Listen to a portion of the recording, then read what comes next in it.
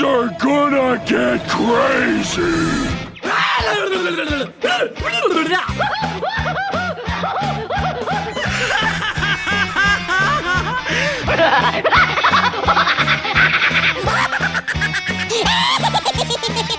Most everyone's mad here. Hello, everybody, and welcome to a very special episode of AniMat's Crazy Cartoon Cast. And oh, wow, already starting off with a new fish. Thank you so much, Edward. Now, this actually is going to be a very special episode, considering that, believe it or not, this is going to be the 350th episode of AniMat's Crazy Cartoon Cast. Yes, this is the Big Tree Fiddy, and this is going to be an episode that will be as big as the Loch Ness Monster selling you Girl Scout cookies.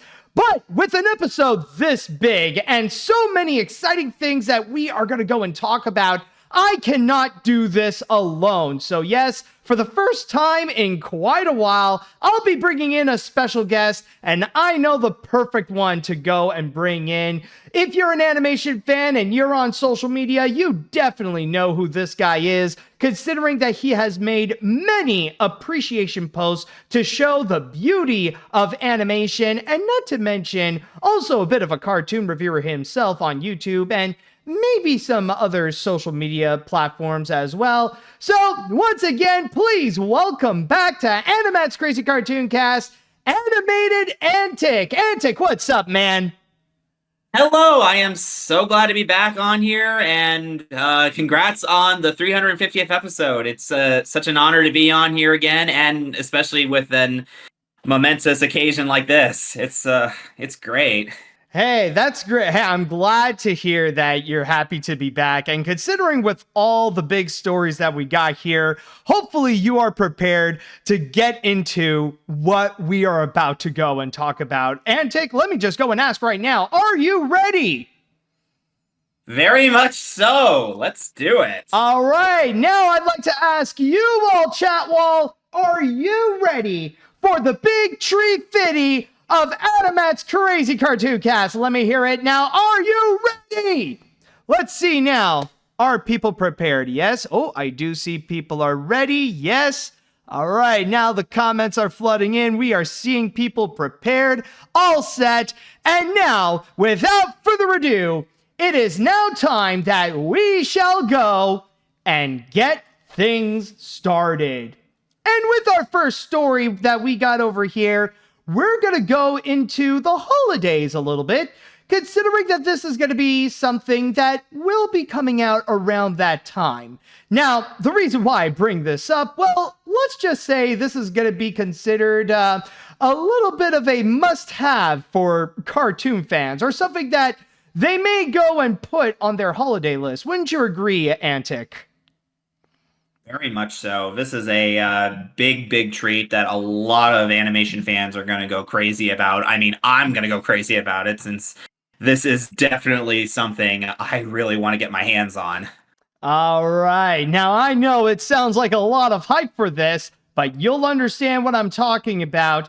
Not just if you are a cartoon fan, but especially if you're a cartoon fan who collects physical media. And this is going to be one of the ultimate collections that you may not want to go and miss for yours. So with that said, let's go and talk about Tom and Jerry. Yes, Warner Brothers Discovery Home Media has announced that they are going to be releasing Tom and Jerry, the Golden Era Anthology from 1940 to 1958.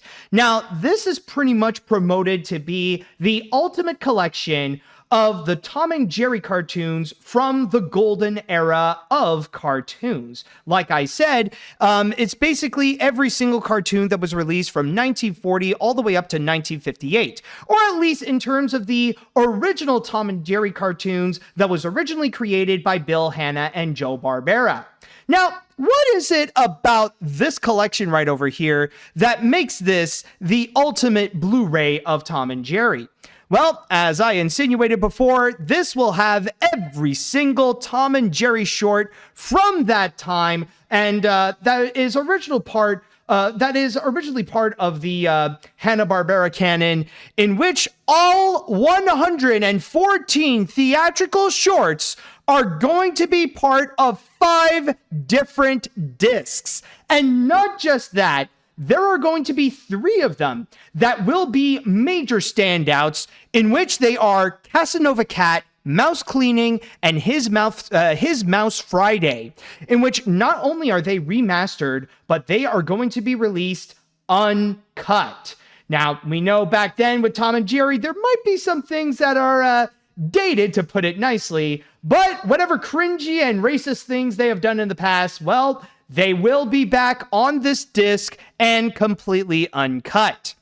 But wait, though, there is more, because this whole thing doesn't just have cartoons, it also has a lot of bonuses. And I don't just mean on a disc, but also in terms of physical bonuses as well.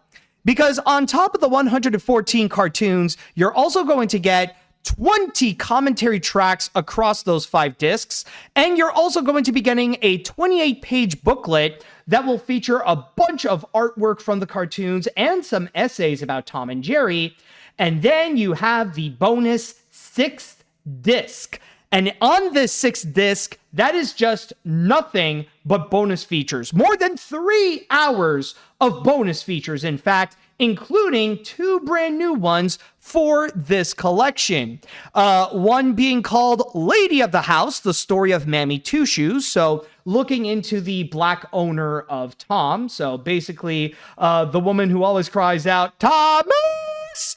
And also Animal Hijinks, the friends and foes of Tom. So basically highlighting the other animals that are featured here that are not Tom and Jerry. So there'll be highlights of some of the other cats that are in the cartoons. It'll also feature Spike, the little duck, the baby mouse, and more. Some of the names, obviously, I kind of forgot about, but yes, all this is going to be part of this Ultimate Blu-ray collection, in which they have confirmed it is going to be coming out on December 2nd. Now, Antic, from what I recall, you did say that you're a major Tom and Jerry fan. How do you feel about this? Am ecstatic about this because Tom and Jerry, the original Hanna-Barbera shorts, I grew up watching them with my sister. I know pretty much all of these shorts by heart. And the fact that they're finally getting a proper restoration and all of the shorts made from 1940 to 1958 are being presented, remastered, uncut, and all of them are together in one massive collection alongside a plethora of extras. It is just such a amazing feeling. And what makes it even better is that these shorts finally getting all together is something that I think Tom and Jerry fans like myself have been wanting for a while. Warner Brothers, who now owns the original MGM cartoons, has presented these shorts before in the past. There were 2 different collections that they did this. One was the Signature Collection that was released in the 2000s, where they started to show the shorts uncut in 3 separate volumes. Not all the shorts were put on there. Both Casanova Cat and Mouse Cleaning were left off. I'm still surprised they put His Mouse Friday on there, because that is definitely the most iffy one that Hanna-Barbera ever made.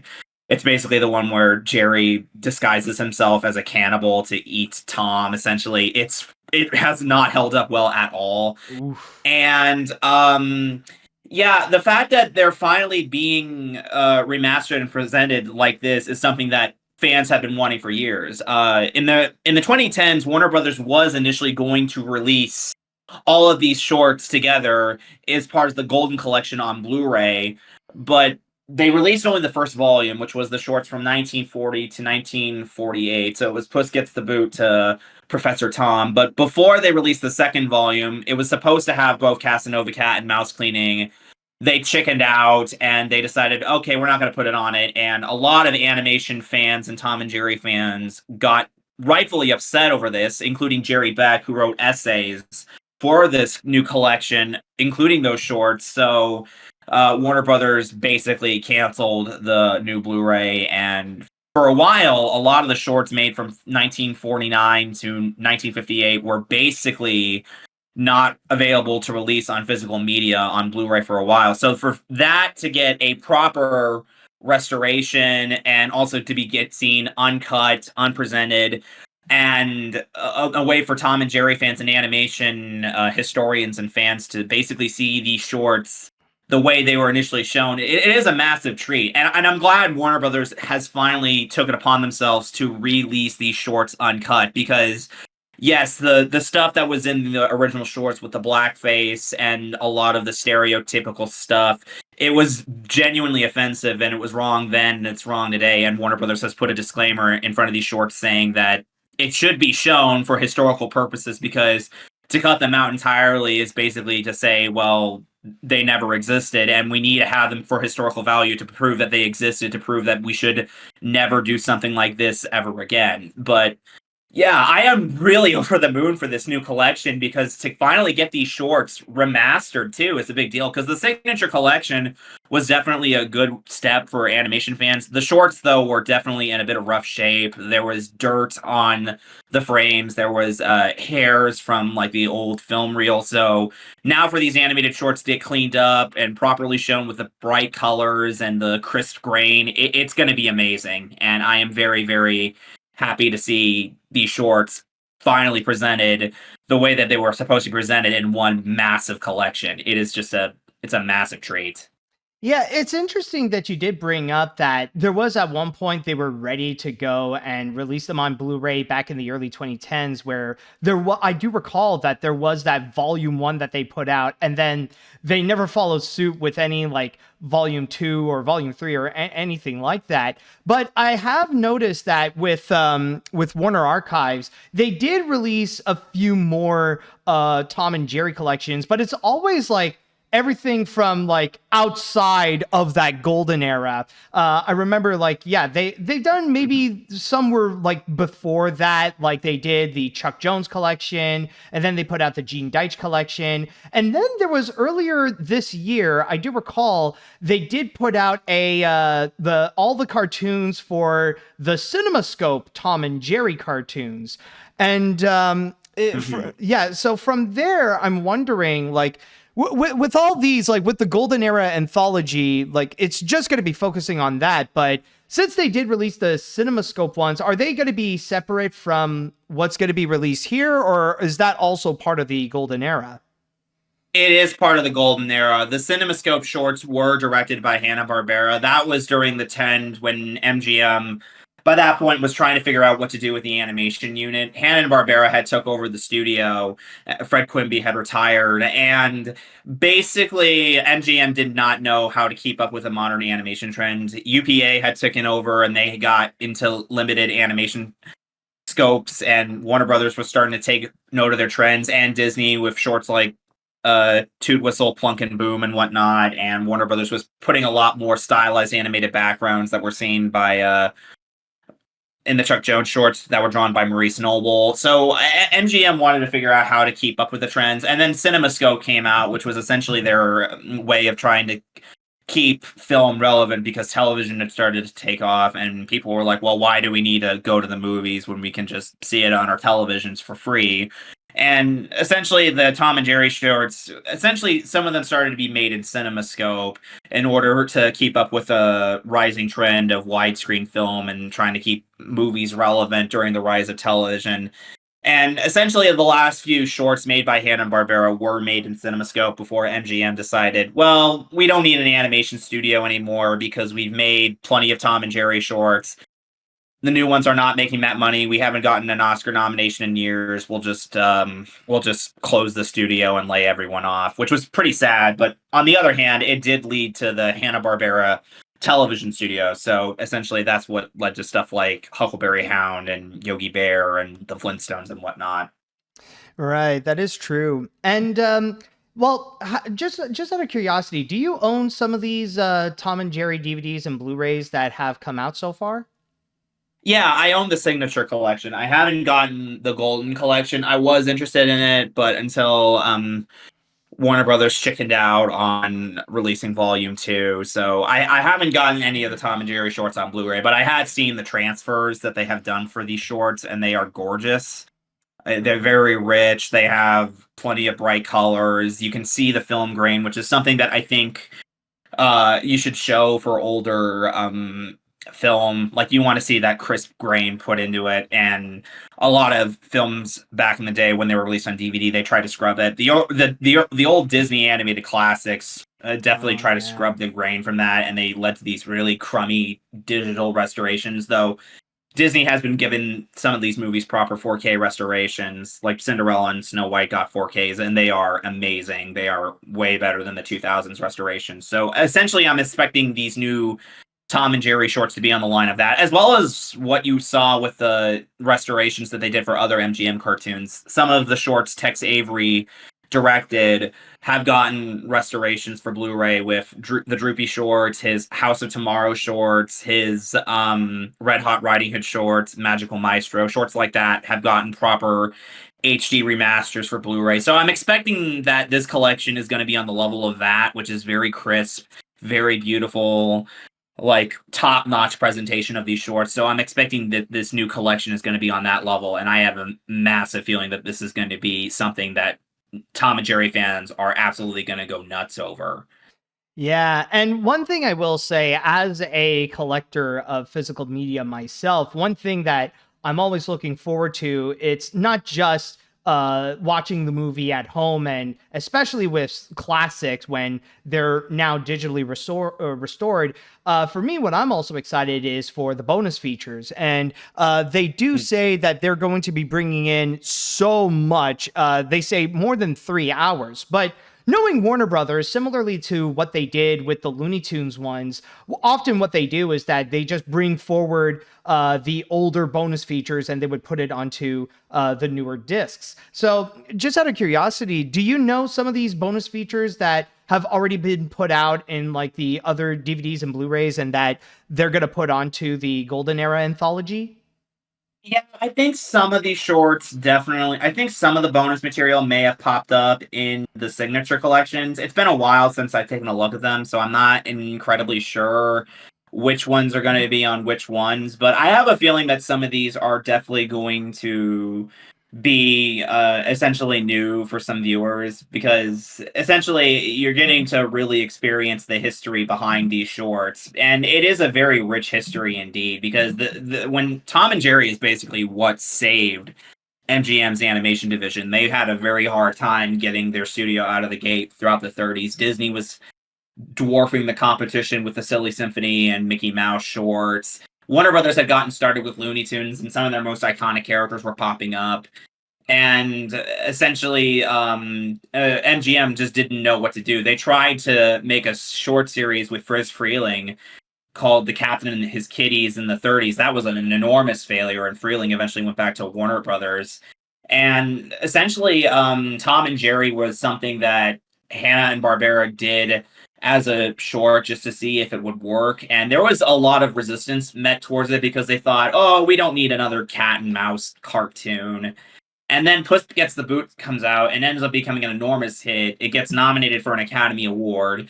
And the studio management was like, well, let's make more of these shorts, just with the caveat that we changed the characters' names, because Tom was initially called Jasper, and the mouse, there's debate over whether or not he had a proper name. There's rumors that his name was supposed to be Jinx. But essentially, one of MGM's animators, basically, there was a drawing for new names, and they settled on Tom and Jerry because that was the name of a popular cocktail. And then the rest is history. They made a bunch of these shorts, and they ended up winning 7 Academy Awards out of it, and basically saved their entire animation studio, especially with the caveat that the Second World War was about to hit the United States in about a year, and a lot of animation studios suffered during the war, especially Disney. Oh, yeah. I mean, like, looking back at, well, I can't look back at World War II because I'm too young for that. But looking at like what happened during World War II, that really was a game changer in terms of cartoons. Like you said, like the 1930s, it was very much dominated by Disney. But then when World War II came in, there were like, I think like Disney really suffered from what happened, but the other studios seem to have really like got themselves up in the long run. Like they ended up benefiting, like especially where we saw the massive rise of not just Tom and Jerry, but also with the Looney Tunes and with other like I'm thinking, were there other like with the other studios, even with with Terry Paramount, Tunes, like Terry Tunes, the George Powell's Paramount had Puppetoons. famous. Yeah, Paramount had famous studios with Popeye, which they wrestled away from the Fleischers, which is funny because it kind of suffered the same way that Disney suffered, which was, I think both studios were getting involved with the movies, and because they were putting a lot more costs into the movies, and because the Asian and the European markets were cut off because of the war, they suffered, while other studios that stuck with the short films ended up benefiting more in the long run, essentially, with Warner Brothers and MGM and Terry Tunes and Walter Lantz and famous studios. Yeah, it's kind of funny. Like now I realize that when it comes to Disney's history, whenever there's a big like world-changing event that occurs, they end up suffering a little bit, and like it would take them years to like pick themselves back up. Like you think like World War II, they end up suffering. Walt Disney passed away, they end up suffering for quite a while. And then you also got 9/11, and they suffered throughout the 2000s. And even nowadays, you got COVID, and things, well, they haven't been, like, not the worst, but they're not at their best at the same time. Yeah, it is interesting that, like, a bunch of world events, especially considering that the world around them has drastically evolved. Like, we talk about Walt Disney's death. The new Hollywood movement was starting to boom up with movies like Bonnie and Clyde and The Graduate, and all the other studios were getting involved with it, and Disney was still making movies as if the Hays Code was existing, as if it was still 1947 or 1956, you know?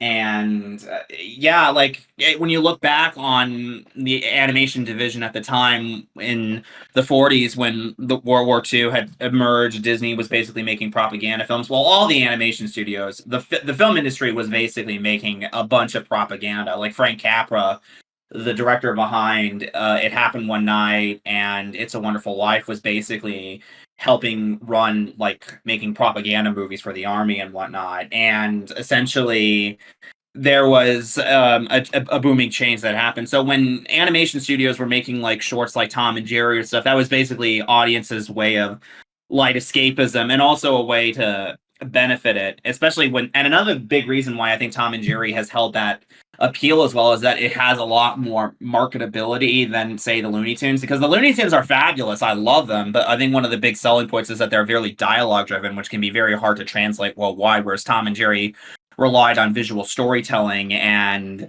you know, show don't tell. So without the lack of dialogue, basically these shorts could be imported anywhere and audiences can just ravish at them and have fun with these shorts. Yeah, not to mention that they could still be beloved around the world. Like earlier this year, I went to a trip to Japan, and let me tell you, Tom and Jerry's popularity, they're among they're among some of the biggest cartoons that you could find like all around Japan, rather it be like in Sendai or in Tokyo. Like, oh my God, the Japanese, they go crazy for Tom and Jerry. Like even their merch is like everywhere. They're as prominent as like some of the biggest animes out there. I believe it. Yeah, I just can imagine that kind of like violent slapstick really just has that appeal of being hilarious worldwide. And I think another reason why these shorts have still held up is that they're still pretty hilarious. Like the animation is so dynamic with just how violently manic the slapstick is, and MGM definitely gained a lot of benefit because many of the animators that worked on Tom and Jerry in its prime came from Disney after the strike. Like Kenneth Muse, who was one of the big Tom and Jerry animators, he worked at Disney, left in the strike in 1941, and he ended up doing a lot of like the most beloved shorts and some of the crazy poses and slapstick and whatnot for the shorts. Yeah, definitely. But all this to pretty much say, just to go back into the conclusion of this, yes, if you are interested in the Golden Era Anthology of Tom and Jerry, then keep in mind it's going to be coming out on December 2nd. And with that said, now I would like to pass this on to the chat wall. And I'd like to ask you all, what do you think of this Blu-ray collection of Tom and Jerry? And especially, are you guys interested in getting it yourself? So let me know what you think in the chat wall. All right, so let's see what we got here. This is definitely a big win for Tom and Jerry fans. The fact that they are releasing the classic cartoons and physical media in their original cuts is huge. Even if some of the cartoons would not be appropriate by today's standards, they should still be preserved. So overall, this is very exciting. And I'm honestly glad that we're getting this since the shorts were completely removed from HBO Max alongside other animated projects. Seriously, thanks David Zaslav. Yeah, I mean, like, so far, we're thankful that with the Warner Archives and Warner Brothers Discovery Home Entertainment, they're still keeping the legacy of animation alive. Like, they've really been on a roll releasing not just like the Looney Tunes cartoons and the MGM cartoons, but also with the Hanna-Barbera cartoons as well. All right. Let's see here. It's great to see Tom and Jerry back in the public eye with this new Blu-ray set.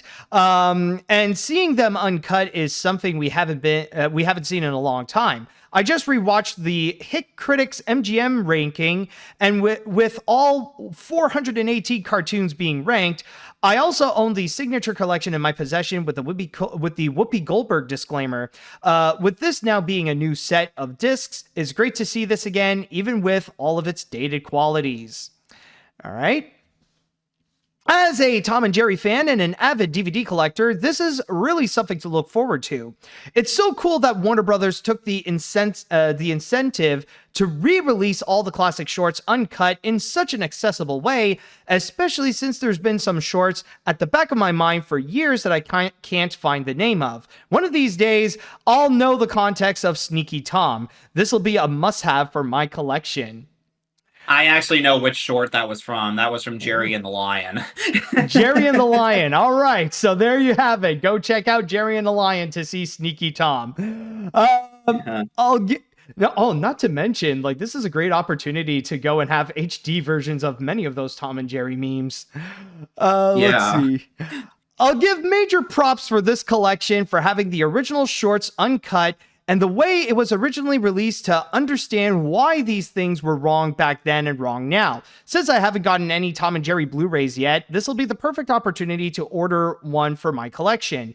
I have owned a couple of Looney Tunes collections that I loved as well on Blu-ray. Hopefully, it's a great set as well. All right, I think I'll read one more comment because we don't have much time before the first break. It's great that we are getting Tom and Jerry on Blu-ray. I mean, we are getting Casanova Cat, Mouse Cleaning, and His Mouse Friday completely remastered and uncut for the very first time since they were edited for obvious reasons. Why it was a different time for these shorts, and they truly show. But I guess Warner Brothers chose to give us these shorts for historical purposes, just like they did with the past with the other DVDs with these old cartoons. All right, so with that said, we're going to go on to our first break. And when we do return, well, we might as well go and get this story out of the way because, well, it depends on how the future looks for this. Because if it does become a reality, then this is going to be one of the biggest entertainment news that we've had in a while and one of the most concerning. Why is that? Well, stay tuned for that. And we are back. Now, for our next story, well, this is going to be debatably the most upsetting news of this episode, or the one that, well, will probably make you the most upset, considering that the rest that we do have is going to be a lot more fun. But what we shall be discussing is in regards to Paramount, because, oh boy, in the past few years, actually, ever since the pandemic, or ever since they did open Paramount Plus, it's just been, like, really bad for the studio. Like, they were, it was probably among the lowest points in Paramount's history. But then suddenly, well, things suddenly got an unexpected twist when Skydance came in to go and save it. So, let's just go and have this out of the way first. Antic, how do you feel about Paramount's future now that it is going to be under Skydance?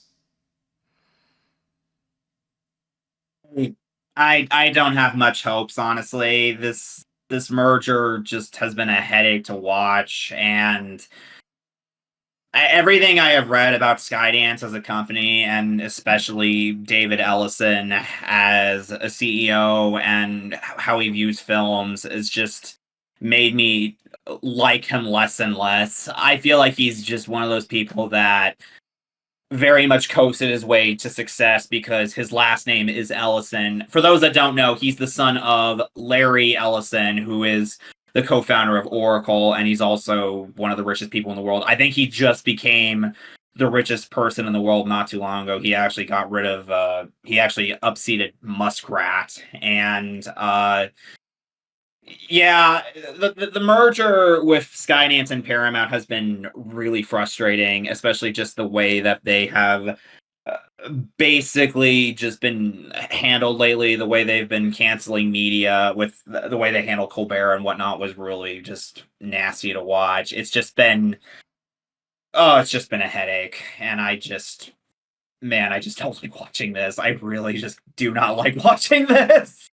Yeah, I mean, I understand how it is a headache, but let me just say, get your Tylenol ready because it's unfortunately about to get much, much worse. Because when it comes to Skydance, they don't just want Paramount. They are already setting their sights on another studio for another major merger. Yes, folks, we might see this happening with the possible merger of Paramount and Warner Brothers.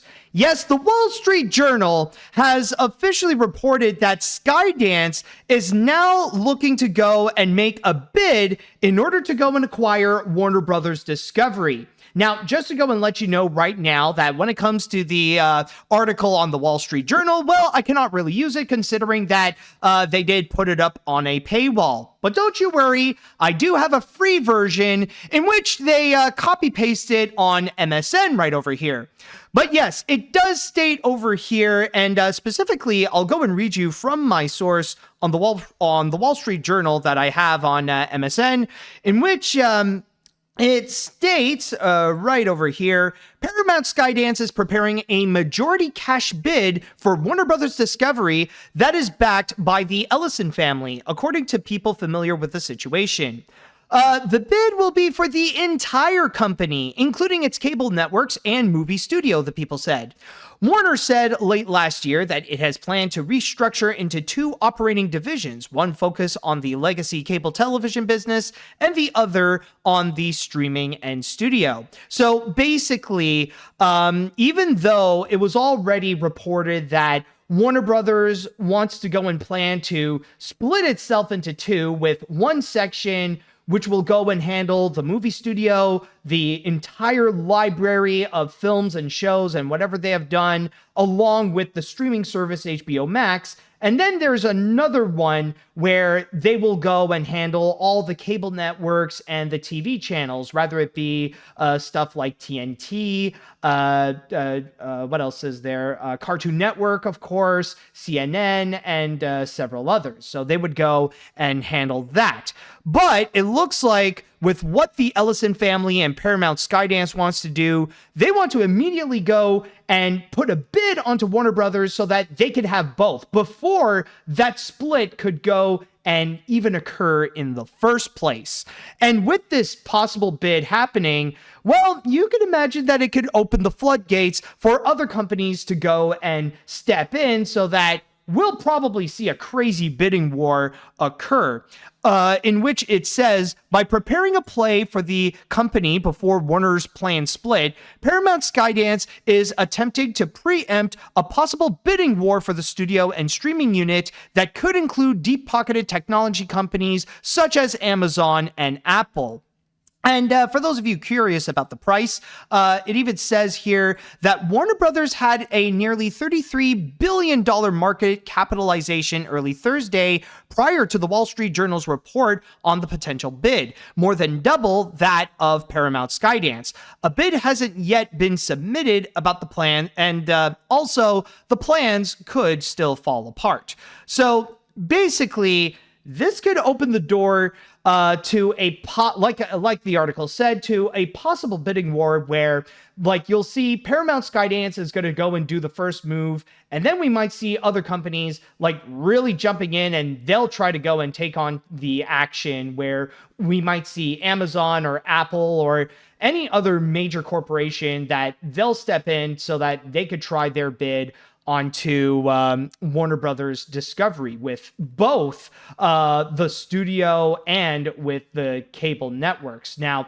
again, I just want to go and make a big clarification that this is still very early in the process. Like, now they're just at the stage of like starting to think about actually doing it. That doesn't mean that it will actually happen, but so far they have taken the first steps to at least try to do it. So yeah, Antic, I'll pass this on to you about your thoughts about this, but yeah, like, just thinking about a possible Warner Brothers and Paramount merger, not a good sign. I don't know about you, but it doesn't sound good to me. No, it does not sound good to me either. I'm just tired of this. I mean, just seeing so many more film mergers with studios, just watching the fallout that happened from them. Like, we've all seen the fallout that happened from Disney and Fox, the fallout from Amazon MGM, Warner Brothers and Discovery, obviously, and we're obviously starting to see the fallout from Paramount and Skydance. I can't imagine what would happen with a Paramount Warner Brothers merger, because I just imagine it wouldn't be anything good, because I'm not even entirely sure why they think another merger would happen. Like, we've seen Warner Brothers has tried and tried again to merge with studios. They tried with AOL, they tried with AT&T, they tried with Discovery. All of them have fallen apart. Like, every single one of these mergers ended in disaster. You could probably call them among the worst mergers in history, like business history. And it's not just with the movies, you know? So to see another merger happen with, or a potential one with Paramount, who just finished merging with Skydance, which is not going to be looking pretty. I don't think it's going to turn out well at all.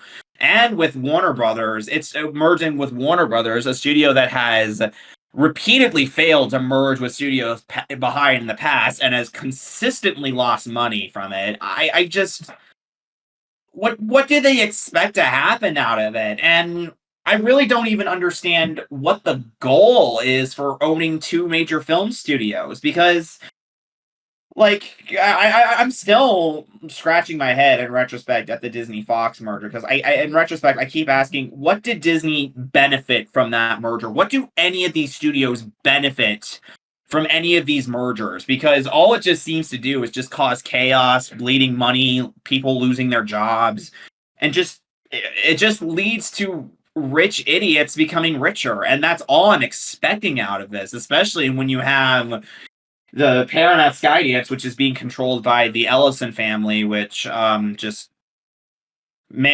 do not need to see David Ellison continuing to run another movie studio, because the fact that he is running a major film studio is just terrifying to me, because he is very much a dilettante and obviously a Nepo baby. The only reason he was able to get to where he was is because his last name is Ellison, and his dad is one of the richest people on this planet. And I just cannot imagine anything good coming from this if it does happen, which I'm hoping it doesn't happen. I can't imagine that after Paramount and Skydance merge that another merger with another major studio is willing to happen. I mean, what exactly do they expect to get out of this? I'm not entirely sure. Yeah, I'm not sure at all. Honestly, I actually got two thoughts that come out of my head, like, just thinking about this entire scenario. Like, number one, one thing that I am curious about, in which nobody has really brought up about this whole merger, there's just one thing that makes Warner Brothers an absolute curse. The reason why they've been failing again and again and again is because of their debt. Because the biggest goal for Warner Brothers, more than anything, more so than making TV shows and movies and all that kind of stuff, is to try to pay off their debt, which I remember at their peak, they're like they were like around $50 billion in debt, and maybe like they might have paid a little bit off of that. So like maybe nowadays you could say like at best they're probably like $40 billion in debt, which, okay, that is progress, but they're still in freaking $40 billion in debt. And even the article actually does say right over here that even with the network capitalization, like that's more than double than what Paramount Skydance actually has. Like, honestly, they cannot go and pay that debt with just the Paramount money alone. Like, that would require the Ellison family to make a huge sacrifice if they want to go and initially pay off the entire debt that Warner Brothers already has right now. So that's going to be such an additional burden if they would try to go and do so. And then there's number two that I want to go and address. And the thing that does make this pretty terrifying, it's not the factor of the merger itself of Paramount and Skydance. It's the factor that it is now going to be owned by the Ellison family. And that's the thing that I find this to be extra concerning, mainly because of the fact that with the Ellison family, well, as we have recently seen, they like, especially with Larry Ellison, he is also noted to be like very much conservative, and that a lot of the money that he has donated, like billions of dollars, has gone to the Trump administration. And already we have seen the consequences with what has occurred with Paramount now under David Ellison and Skydance. We have seen things like the cancellation of the Stephen Colbert Report, and we've also seen like the settlement to Donald Trump because of the comment that occurred on 60 Minutes, and then even as of recent that they had to go and take down an entire South Park episode because of the recent events when that one Republican shot down Charlie Kirk. So from there, like, yeah, it's already established that the Ellisons are very much pro-Trump. And now moving forward, that if they're going to go and acquire Warner Brothers, then that's going to be more media for them to go and advance their propaganda. Like, they're not just going to own CBS News, but then they're also going to own CNN. Like, granted, say what you will about the Disney-Fox merger. Yeah, that's like that's not like a good idea right there. And I could understand like the troubles that very much came with it. But at least you could tell that the main goal for Disney was to just get more stuff for Disney Plus, that they want to go and fill up their social, they want to fill up their streaming platform. They don't have any political intentions with those, especially when through their purchase, some of the things that they didn't buy is anything that is related to Fox News.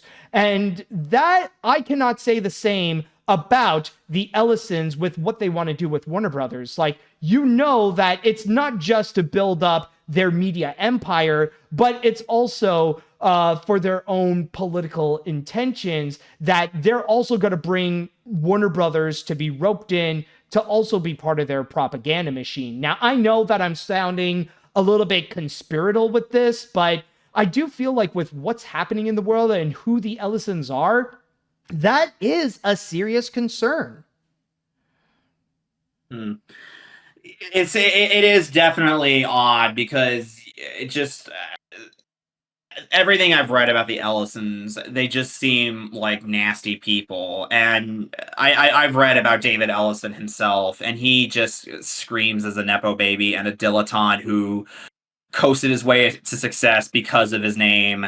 And it just screams to me, you merge one studio with another studio, it just feels like a disaster waiting to happen, like another situation with like the Murdochs running 20th Century Fox and like News Corporation and whatnot. And I mean, I don't really have a whole lot of thoughts delving into the political side, but I just feel like this is just seemingly looking like it's going to be a disaster because I just and even then, like you said with the depth, like Paramount did not do very well throughout the 2010s. They were easily one of the major distributors that suffered the most throughout that decade. And they made some bad decisions. They lost DreamWorks, and who went on to work with 20th Century Fox, and then were bought by Universal. And then they also lost the MCU to Disney when Disney purchased Marvel. So, and they amounted a lot of debt too, and they made plenty of movies that didn't really exactly accomplish a lot, and they're still struggling to get back on top. So you're taking Paramount and merging it with Warner Brothers, a studio that has an incredible amount of debt that was building and building for decades. It just seems like a massive like atom bomb collision waiting to happen, just a financial catastrophe, and just it just doesn't seem good. It just does not seem good. Yeah, it just feels like if both Paramount and possibly Warner Brothers as well would be able to go and survive, it's only going to be through the money of the Ellison family, that they're just going to go and try to keep that afloat regardless of the success or not. But still, it's just with this, like I'm already seeing news reports, even already comparing this, that it's already on the scale of the Disney and Fox merger, especially with what's going to be acquired and the two major properties coming together and all the franchises that they're going to own. So, unfortunately, there will be some sacrifices that are going to be made. Even just looking into the animation aspect, like that would mean we will see like a combination of Cartoon Network and Nickelodeon. And that like with Skydance, who already has a bunch of animation studios with Paramount Animation, with Nickelodeon, with Skydance Animation, and then you're going to go and bring in Warner Brothers into the roster, that they're going to be cutting down some stuff, and they will take away some things that they're just no longer going to need. Yeah, absolutely. Even then, it just seems awkward for them to be combining their animation divisions, because Warner Brothers Animation right now is being led by Bill Damashki, and he was actually the person that was running Skydance Animation before Ellison settled on John Lasseter, which, yeah, that clearly has been going well for him. Mm-hmm. Right. And it just seems like, yeah, it would be a really awkward reunion, and just, again, you put Nickelodeon and Cartoon Network's libraries together. That just doesn't seem feasible. Like, I know that nothing's official yet. I'm really hoping that this doesn't go through. I can imagine that there might be a lot of resistance to this. There's already seems to be a lot of resistance to this, but right now, all I can just say is I'm tired. I don't want to see another merger. I just don't want to see any more of this nonsense. It's just exhausting. It's so exhausting. I just thought about I just thought about the question of like, okay, if it wouldn't be Skydance Animation, who else would you like to see Warner Brothers get acquired by? But then again, I don't think there is a good answer for that. No, there really isn't a good answer. Like, I can't imagine anyone just like owning Warner Brothers right now, because I just feel like every time Warner Brothers merges with a company, it just explodes like an atom bomb. Like AOL, boom. AT&T, boom. Discovery, massive boom. Like, what now? Yeah, I don't know. Again, keep in mind that this is just speculation and nothing is set in stone. But for now, it's just we can all agree so far, this just sounds like a very, very bad idea. A very bad idea. Yeah. So with that said, now let's go on to the chat wall. And now I'd like to ask you all, how do you feel about the possibility of Warner Brothers being acquired by Paramount Skydance? And also, actually, let's make things a little bit interesting. And I'm going to go and write down a poll. And I'm actually going to ask you all, do you think the merger will happen? So let's, hold on, I just got to make sure merger is spelled correctly. So I'll write down yes, I'll write down no, and let's see what you all have to go and say.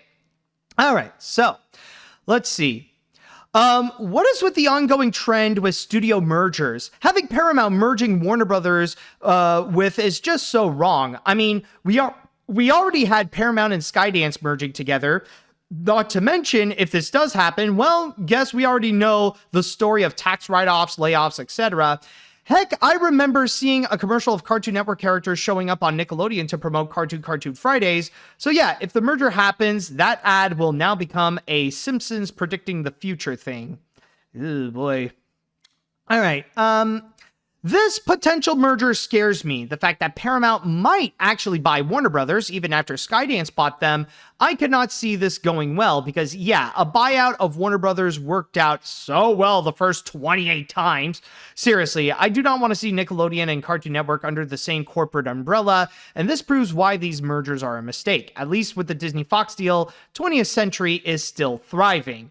Well, in a way, That yeah. is true. Yeah, like 20th Century Studios is still making amazing movies, so I'm not going to argue with that. not to mention amazing shows as well. Like the stuff that they put out on Hulu, like my God, they've been going out great. I mean, yeah, like it's bad that the merger did happen in the first place, and there were some like terrible sacrifices that did occur, but there's no denying that there have been some good that did come out of it in the long run.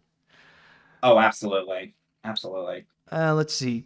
My main reaction to this whole thing is just, okay, come on. I don't know if I've spoken about this, but I really can't stand David Ellison for a number of reasons, and this is just pouring fuel onto the open flame. Bro already has Paramount. What more could he possibly want? Overall, should this be true, this is just a mess, and a prime example of why Ellison should just take the L and move on, because whatever he's doing, it ain't working. Exactly. Nepotism can only get you so far. Let's see. I have two questions. One, can we stop with these damn mergers? I mean, the Skydance and Paramount merger was already a hole so deep you need a shovel. And two, what the hell is the benefit? I mean, look at Warner's history with mergers. 90% of them have gone bad. They're not good at this. You're not fooling anyone with this idea. If this goes through, which I hope it doesn't, this is one of the biggest pieces of male bovine excrement in the film industry. Yeah, I mean, honestly, like, like for me personally, I can't help but feel like a lot of it could be for the political reasons of why the Ellisons really want to go and build their own media empire. Like, I know politics is not necessarily a fun subject to go and discuss, especially nowadays, but I just can't help but feel like it's a subject that cannot be ignored, especially with the intentions and the position of power that the Ellisons have right now. And by the way, looking into the poll that I've just made, well, it looks like the grand majority of you, let's just say, are kind of optimistic, and you're saying no. In fact, 90% of you who have voted said that the merger will not happen, while only 10% of you who have voted said that yes, it will. Interesting. All right. Someone also mentioned, my 2 cents. It's not going to effing happen. There's just too much legal crap at play. Ask Antic. He'll vouch how opinionated I am. Yeah, is Bumpy that opinionated on this, Antic? Oh, absolutely. Bumpy. I know Bumpy personally. He really can be very passionate about things that he talks about. And he's been able to get a lot of things right from what I've heard he's told me. So yeah, I believe him. I hope you're right, Bumpy. In fact, also, I just want to go ahead and quickly mention, it's worth noting that even in the article, they do mention some red flags with the deal. They even said that the scale of the potential combination could bring antitrust and regulatory scrutiny. So yeah, like in terms of a lot of these legal questions, like there's a lot in here where like you would immediately pull up the red card. So maybe there is some truth to it. Like, I don't know, again, looking into the political factor and how the US is under the Trump administration, I could see how they would try to say screw the rules and make things go the Ellison's way. But then again, yeah, there's like, in terms of like how it is legally, like it would probably be too much trouble than it's worth. Let's see now. And people thought Disney were gonna be the ones open to buy up everything in the industry. There's absolutely nothing I could say that can be positive about this merger. Of course, nothing is saying that it is inevitable, so I wouldn't start panicking just yet, but this is still worrisome. And for those saying, well, if it means Zaslav will be kicked, then so be it. No, not even that will suffice it. Oh yeah, this is pretty much like that Megamind meme of like, yeah, they may kick out they may kick out Zaslav, but then Ellison is going to be coming in like more like under new management. Yeah. So yeah, trade out one evil for another evil. Exactly. All right, I'll go and read one more comment here. Nice April Fool's joke, David Ellison. Very funny. What's next for Paramount? Wait a minute, it's September. This isn't even an April Fool's joke that David Ellison created. Is he serious? Is he serious about this merger? Are you kidding me, dude? First, you hired John Lasseter in his animation studio, and now this. I don't want them to control Warner Brothers since we're done with mergers and the Ellisons are a bunch of rich scumbags. Although Megan Ellison did help bring Nimona back from the dead, overall, no thanks. Yeah, it's just, let's just hope for the best and that this doesn't happen. Let's just hope that it's nothing more than just a failed attempt. But with that said, though, we're going to go on to our next break. And when we do come back, we're going to go and lighten up the mood with a possible new stage musical, taking an animated favorite, and we will probably see a new stage version of it. Now, is it going to be coming to Broadway? Well, we'll wait and see after these messages. And we are back. All right, now I understand that the last news did get a bit of a bad taste in our mouths, but why don't we go and actually wash that off with something a lot more positive? Why don't we go and talk about something that many of us really do enjoy, and that is Zootopia. Antic, you're a fan of Zootopia, right? Oh, absolutely.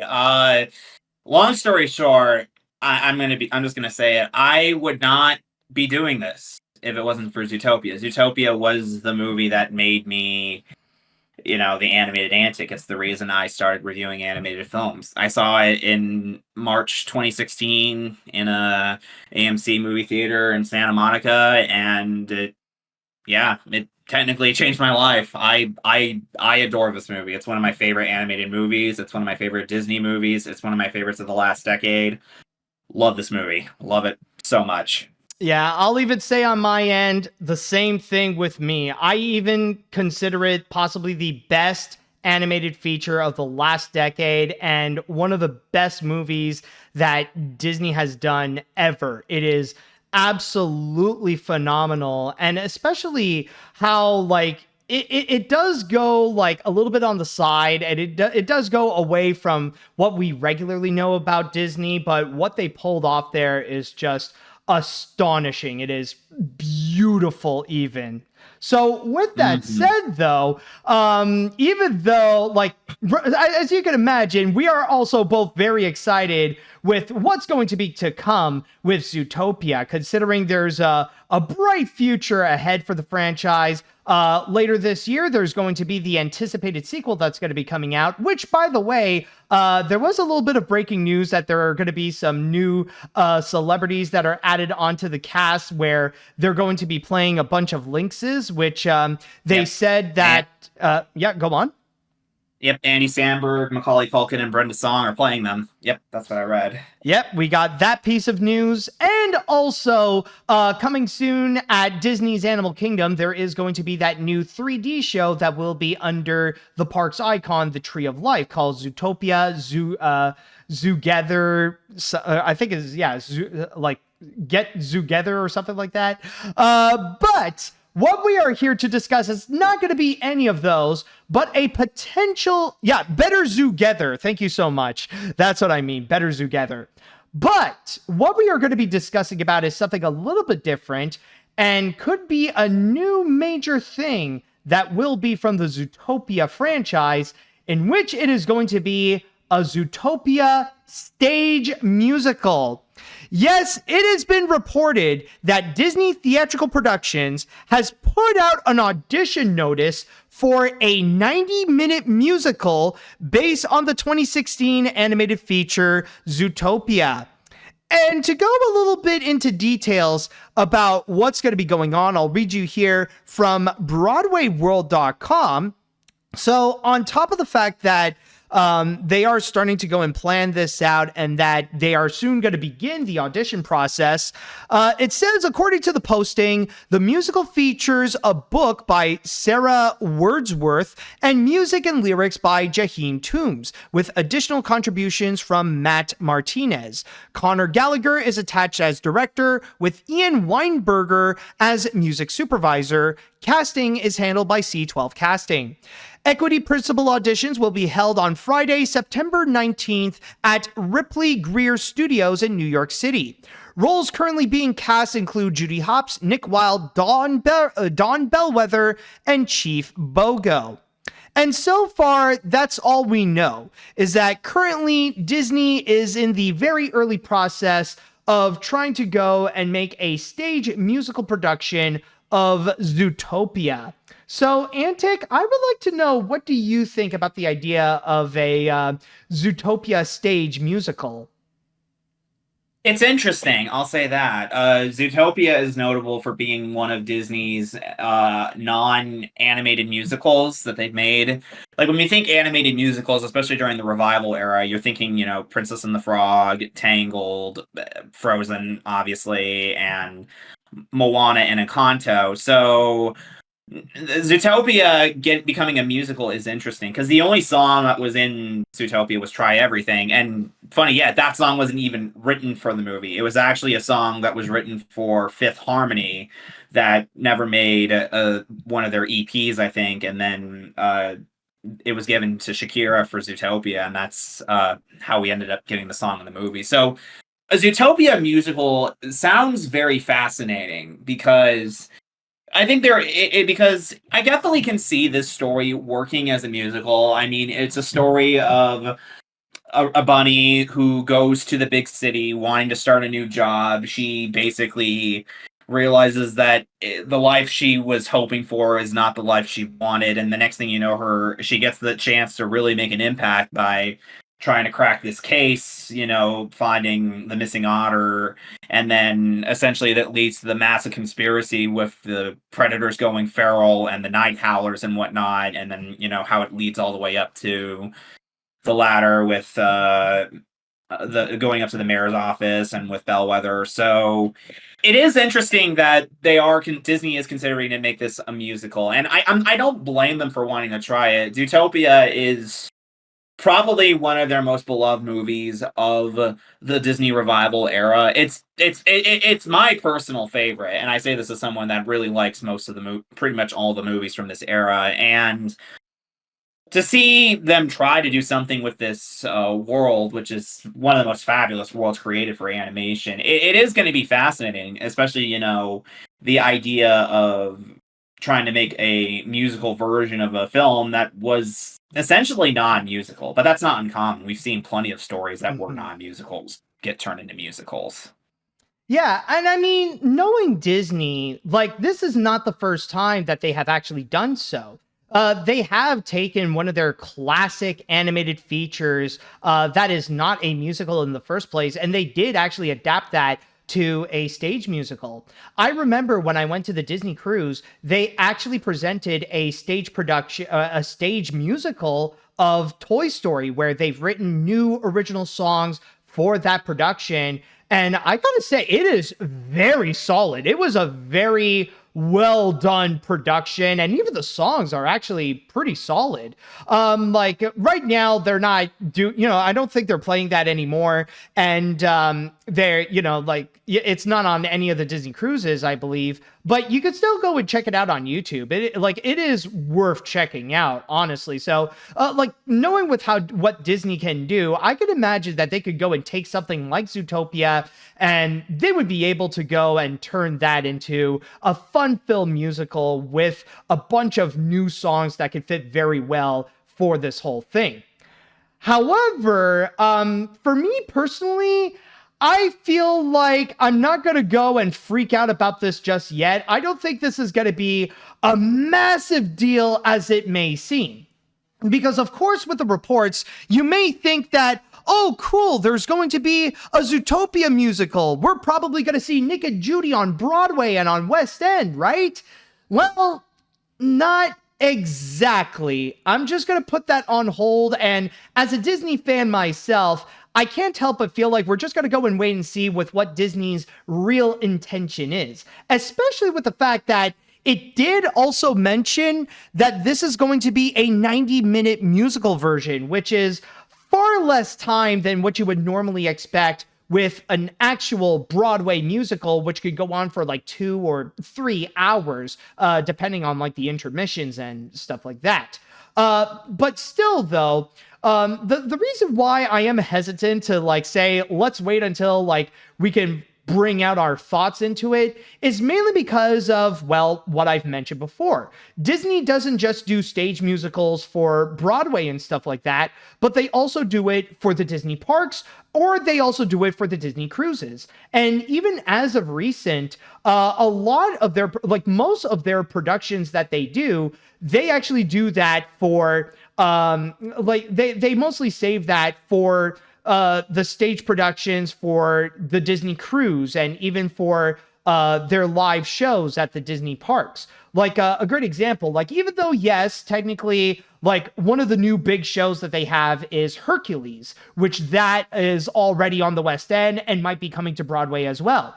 But then they have also done stage musicals of their movies such as Tangled and Moana. And they even got a new version of Hercules that they're going to be bringing out onto the Disney cruises. So for me personally, I feel like, okay, as cool as this sounds, I'm going to wait until I see where are they going to be releasing it. So like maybe they'll have this on a prominent stage, or they may go and take this and they're just going to go and have this be part of one of their upcoming cruises, or maybe this is going to be a stage production that they'll do for either like one of the for like the Magic Kingdom or for Animal Kingdom or something like that. So that's why like I want to see like with what the plan is for a stage musical and where is it going to be, because I'm not going to go and immediately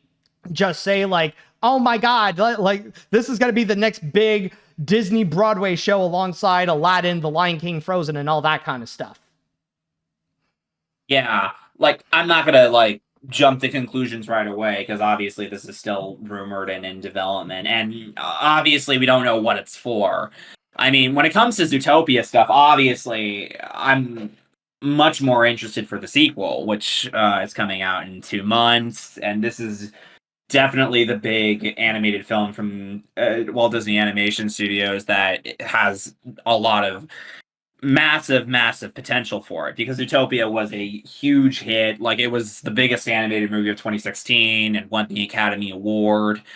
Many critics like ourselves adored it, and there was just so much potential for that world. And obviously getting to see Nick and Judy back, and they're going to be on a different case, and also there's more animals in the mix. There's a lot of potential with that, where you see a musical version of this where we don't know much about it. And I'm like the reason I'm not jumping up and down excited, like you said, is that we don't know much about it. And I'm like my main reaction was, oh, that's cool. I like that. We'll see more what it is, because I'm not gonna like go bananas over it until I figure out what it fully is yet, because it's just a crumb of what we know, and crumbs only get you so far. Like, once we get an official confirmation, then I'm gonna be like, oh, this could be amazing. Like, Yeah. again, as far as Zootopia material goes, the sequel's coming out in 2 months. That's where most of my energy is going to as of now, because I am really, really excited for this sequel. The trailers look great. I love the new designs of Nick and Judy. I love what they're doing with bringing in new worlds and new creatures and having a new cast members, like Kiki Kwan as Gary. And obviously today we found out that Andy Samberg's in the movie, and also we find out who Macaulay Culkin and Brenda Song are playing, because Culkin was on the Hot Special episode, and he mentioned that him and Brenda were going to be in the movie. And obviously there's a lot of interesting places where they can go with these characters, and just going down a vast rabbit hole, no pun intended, on potential in this world. I'm very much more hyped for the movie right now than this show, because I'm curious about the show. It's just I need more information, whereas the new sequel is like, oh my gosh, I cannot wait for it. I need this now. Oh yeah, I get what you mean. If anything, we'll probably know more information about it next year during the big D23 event. But for now, yeah, I think it's safe to say we're going to go and save our hype for the sequel that's coming out this November. And I'm sorry, by the way, there's something in the chat that's been shared apparently that I just need to go and bring up. Like, this is apparently some weird thing that they have that apparently has been revealed, in which this is apparently, like, one commenter came out saying that ChatGPT was apparently used for some of the songs for K-pop demon hunters like Soda Pop, and even shared this article from the Korea Jungang Daily. So let me just go and double check, like, where would it even say if K-pop demon hunter? Okay. Oh, okay. So right over here, let me just go and read you this part. Like, I'm sorry I'm getting a little bit sidetracked, but it's just something that I just want to see, like, what are they talking about, especially if K-pop Demon Hunters is guilty of actually using AI. Go on. Yeah. It seems like from the looks of it, I'm taking a look at this. Apparently some people who worked on the movie were participating in something related to it, and yeah, I'm taking a look into what was happening with Soda Pop. It seems like it did start off as a demo that was actually recorded. It doesn't say anything about. I'm not seeing anything related to AI and ChatGPT as of now in these articles. I don't know. I feel like that would be like a big accusation if that is actually the case, that K-pop, like, if the songs of K-pop demon hunters use the assistance of ChatGPT and AI, that would be a little bit of a scandal right there. I'm not going to go and accuse it right now, but I don't know. It feels like a little bit big. Apparently, the only thing that it says related to K-pop demon hunters, it says before the networking session, Vince, and I think they're referring to specifically the K-pop producer Vince. Vince held a discussion with Jay during OpenAI's official launch event. Vince said he used ChatGPT while producing the Soda Pop track for K-pop Demon Hunters, describing it as an example of how AI is already used in K-pop production. So I don't know. I think there should be a little bit more that should be looked into this, I'm not going to go into I clicked on the link. Yeah, I clicked on the link for that, and it doesn't say anything about ChatGPT in this article. So I'm and it says that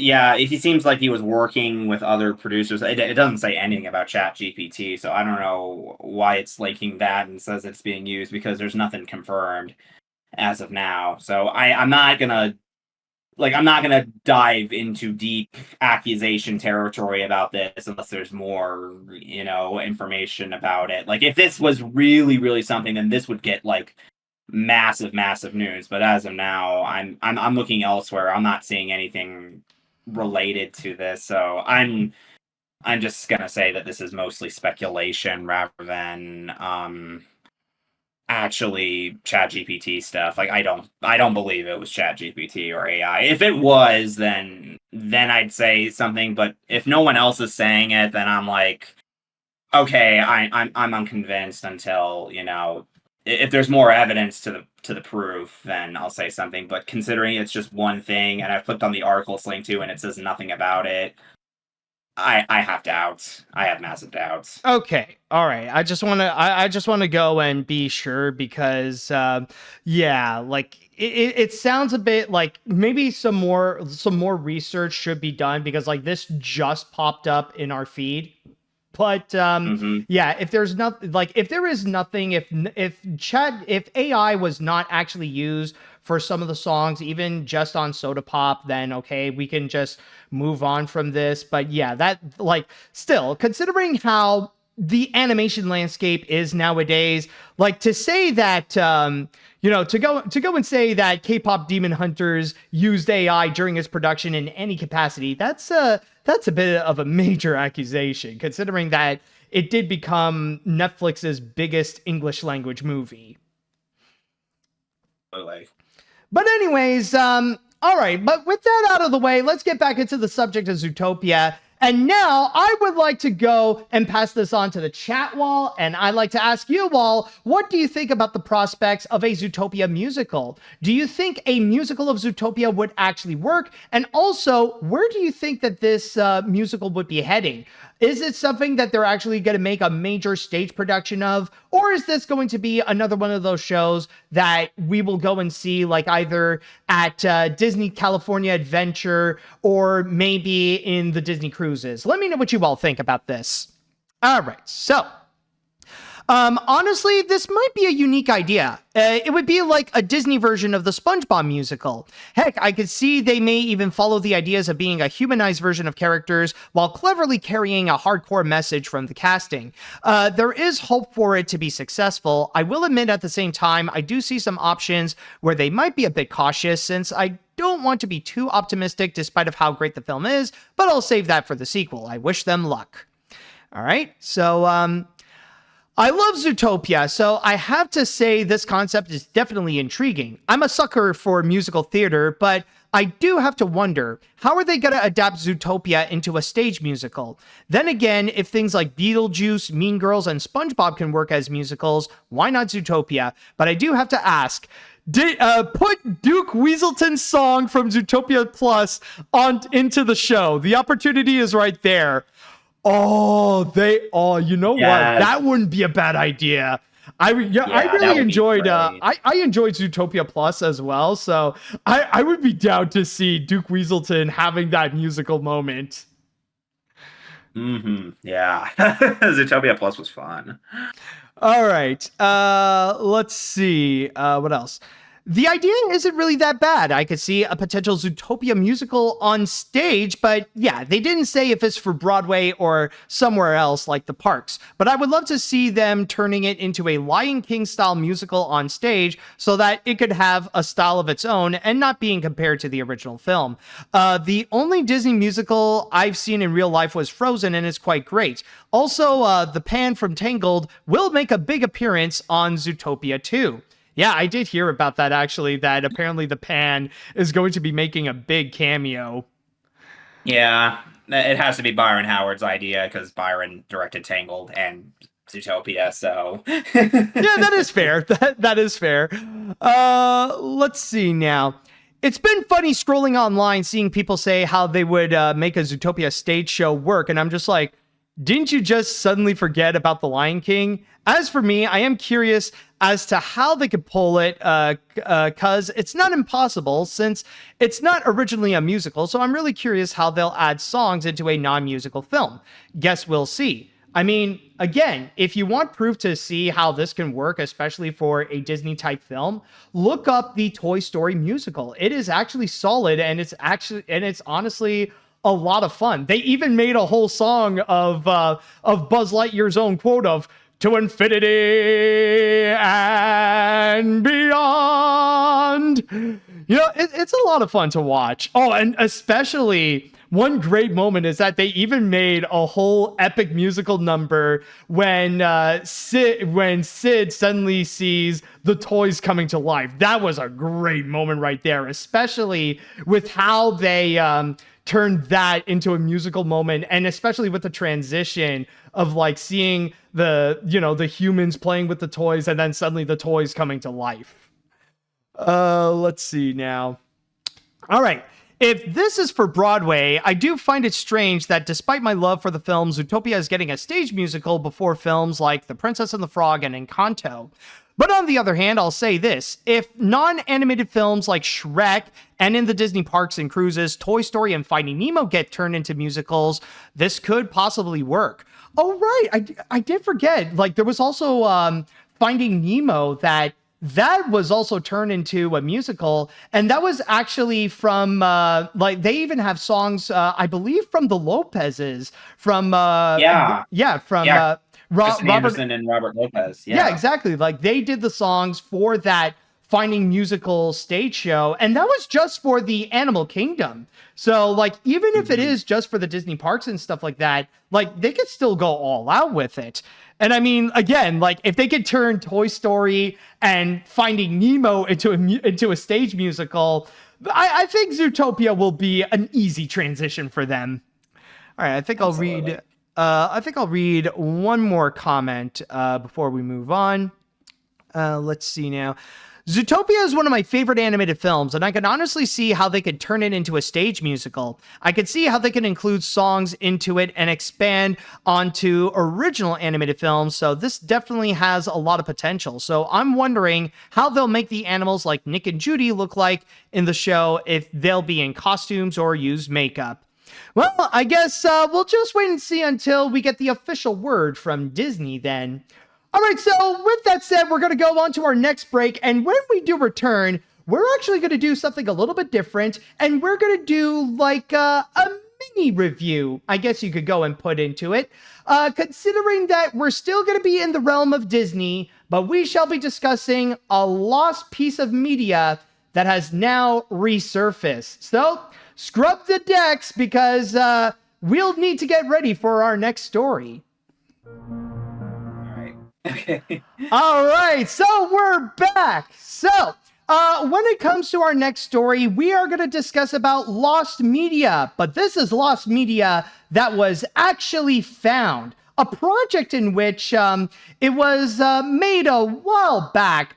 Specifically, it was during 1985 that this was in production, and very few people actually knew about it, but it was only until recently that it got back into the news, and it had animation fans talking. Just out of curiosity, Antic, did you think that, have you heard about this project prior to its official release, I guess you could say? Actually, I haven't, which is surprising because I've read a lot about, canceled Disney projects around that time. So hearing about Swabbies, it was interesting, especially getting to see it get like the animatic getting leaked online and whatnot. One of my friends sent it over to me, and I was pretty amazed by it because this is definitely an interesting piece of Disney animation history back when the studio was in that turning point during that dark era when the old guard was passed on to the new guard right before the Renaissance boom happened. Mm-hmm. Like they just got the new bosses in. It was like just under new management with Michael Eisner, Frank Wells, and Jeffrey Katzenberg, and not to mention that it was still kind of a low point for Disney animation, considering that it was during the same year they brought out The Black Cauldron, and well, look how that happened. Oh boy. Yeah, but hey, at least now we can move on from that And we now have seen a bit more of what they were working on at Disney. And this is specifically with what Antic has mentioned, this new short called Swabbies. Yes, it went through quite an interesting history, honestly, where it was just only a bit known within the studio, and it was only until this year that it started to get some public attention. And it was just very recently that it was uploaded onto YouTube, specifically from a YouTube channel called Derps. And there's a little bit of a description of what this is about. So I'll go and quickly read it to you here. Reading from the description on the YouTube channel, it says, when Mickey, Goofy, and Donald enlist in the Navy after losing their jobs, they bumble through boot camp under Pete's watch. But when Donald accidentally takes off in a top-secret cyber jet, the trio get caught in a chaotic battle with the Beagle Boys' submarine and must pull together to save the Navy's prized weapon and prove themselves as heroes. But what's also very interesting is that there's a lot more to this story. The thing is that, yeah, it went under production during the 80s, and, well, Disney just set it aside. It wasn't until June of this year when a company called Julian's Auction actually put up a videotape that actually had the story reel of Swabbies. And on their website, there was actually a very interesting description that they put up with what happened behind the scenes. So I'm just going to go and read it to you here. So it says... Swabbies was intended to be the second of a series of animated featurettes that starred the classic animated Disney characters as a way of reintroducing to the public and updating them for the 1980s. This project was concocted by the new heads of Disney, Michael Eisner and Jeffrey Katzenberg, and was to be run by the newly set up animation division, Disney Special Projects Unit. One fully animated featurette was produced and released, the 1987 20-minute short entitled Sport Goofy in Soccer Mania that aired on NBC. The production of that short was contentious and chaotic, and its reception was tepid, which meant that whatever would be its follow-up would be under a higher level of scrutiny. Its follow-up was Swabbies. An inner office memo that accompanies this lot sheds light on the behind-the-scenes struggle of attempting to get Swabbies off the ground. The memo, printed on official Walt Disney Pictures letterhead, is written to Katzenberg from Daryl Van Siders, an acclaimed animator who was the director of Sports Goofy in Soccer Mania and of Swabbies, dated November 26, 1985. In the memo, Van Siders detailed to Katzenberg his frustration with Swabbies, stating that there is nothing inherently cartoon about it. It's not funny. He also mentions that the film that Swabbies is riffing on, Stripes, was able to be funny within its concept because Bill Murray has more comedic flexibility than the established classic Disney characters of Mickey, Donald, and Goofy. Van Siders also expressed concerns about the time left to complete the project, as most of his animation crew will be pulled off of Swabbies soon to work on an upcoming project that he refers to as Roger Rabbit. The memo is hand-signed at the bottom by Van Siders. So that's pretty much the big thing. And I'm just wondering if we actually do... Yeah, and this is the memo that they actually do show that Siders wrote to Katzenberg. As well as other pictures that they presented that's in the actual cartoon itself. So, just out of curiosity, Antic, what did you think of Swabbies? It's definitely an interesting piece of Disney history because this was at a turning point, and you get to see a little bit of what Daryl Van Siders was trying to accomplish at the studio. He didn't really have... He was one of the Cal Arts graduates that came in the 70s, alongside many of the other new guard that would, set up the Disney Renaissance. And obviously, he didn't really have a lot of success apart from doing a little bit of animation work. And obviously, there was the aforementioned short film, Sport Goofy and Soccer Mania, which didn't work out too well. And the other big thing that he worked on was early versions of Who Framed Roger Rabbit. This was before Robert Zemeckis directed and Amblin came on board the project. Zemeckis was initially offered to direct the movie in the early 80s, but Disney turned him down because his first two movies didn't do well at the box office initially. And so you get to see basically what he was attempting to accomplish with this. One of the other interesting things about Sport Goofy in Soccer Mania was that Roger Rabbit did make an appearance in it, his early version, before it was reworked by Richard Williams as Zemeckis in the final movie, because in the original version that sitters wanted, he was eventually going to be played by Paul Rubens, who was still unknown at the time.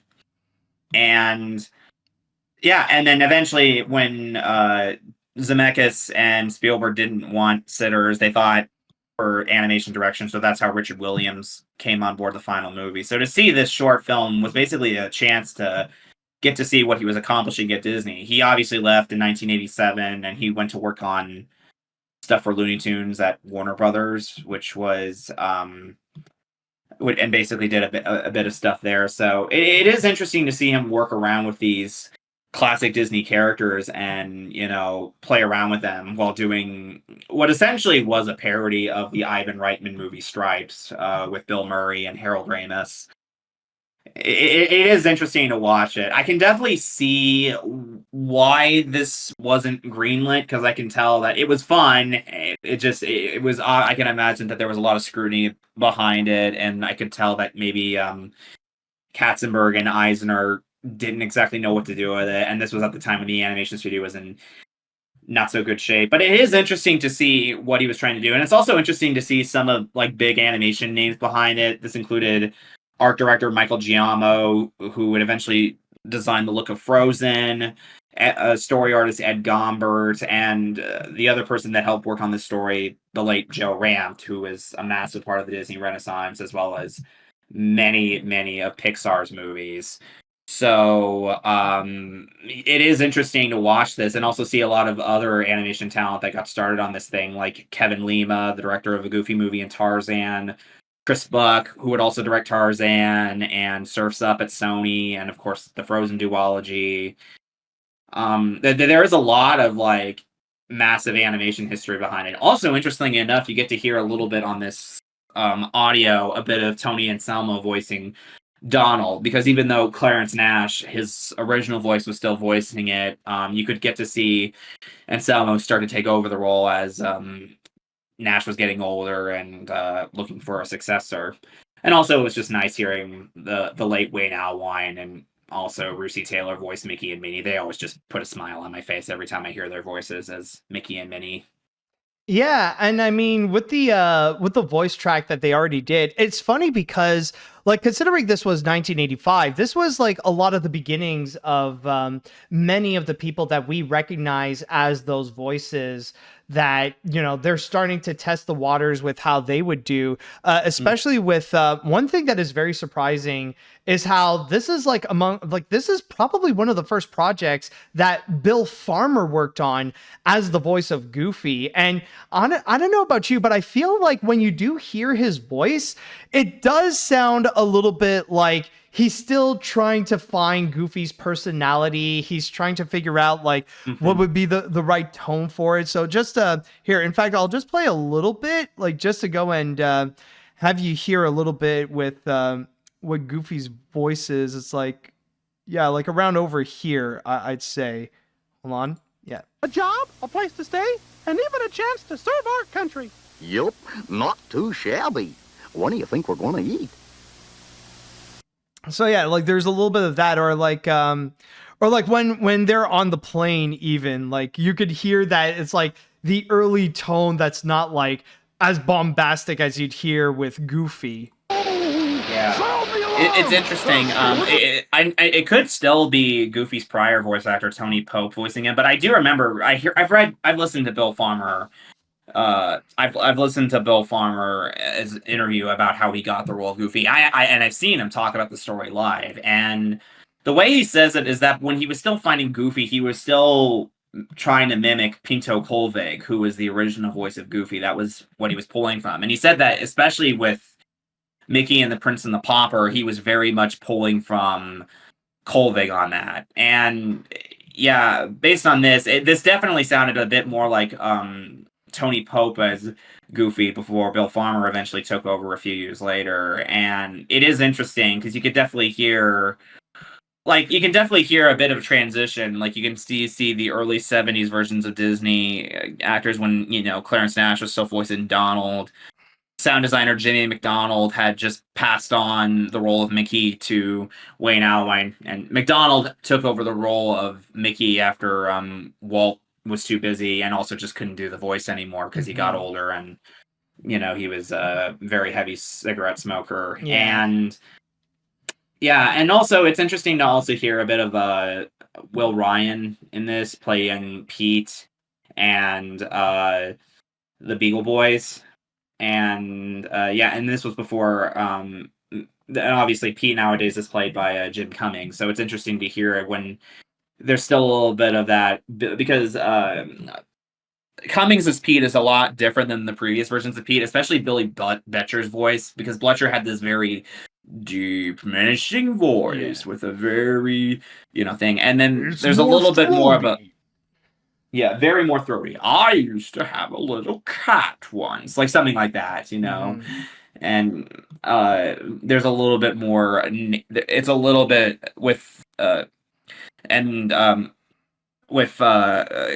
It's a little bit more scratchier, which I actually kind of like. It kind of separates it from Bletcher's a bit, but yeah, it is interesting listening to these early voice actors, and you can basically get to see a transitional period. Also, another one that's interesting is that different voice for Daisy Duck, which is Patricia Paris. This is before Tress MacNeille took over as Daisy, and she did a lot of work for like Disney read-alongs, and she also took over the role of Kanga from Barbara Luddy and voiced her from like 1988 to 95, and she voiced Daisy from like 83 to 89, so basically like Mickey's Christmas Carol, where you got to hear some of the new talent as well as some of the old talent. Like obviously you got Alan Young playing Scrooge McDuck, and this is where Wayne Allwine started to play Mickey, and then Clarence Nash. That was Nash's last major role, voicing Donald before his death. And it's interesting watching this again, getting back to Clarence Nash, you can hear a little bit of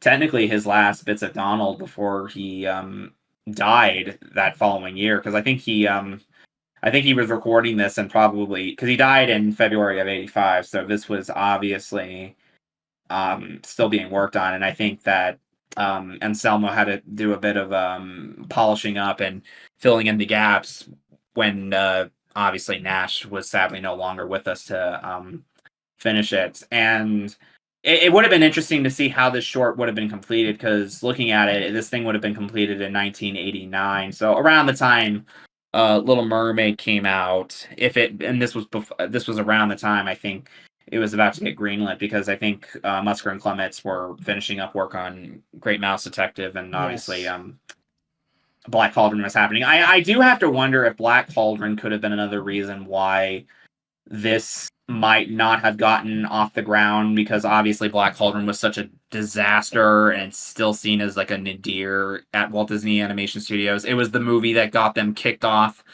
the lot and put into that crummy building in Glendale. So I do have to wonder if that movie failing, alongside just the management turnover and the lack of interest in this project, might have been another reason for its demise.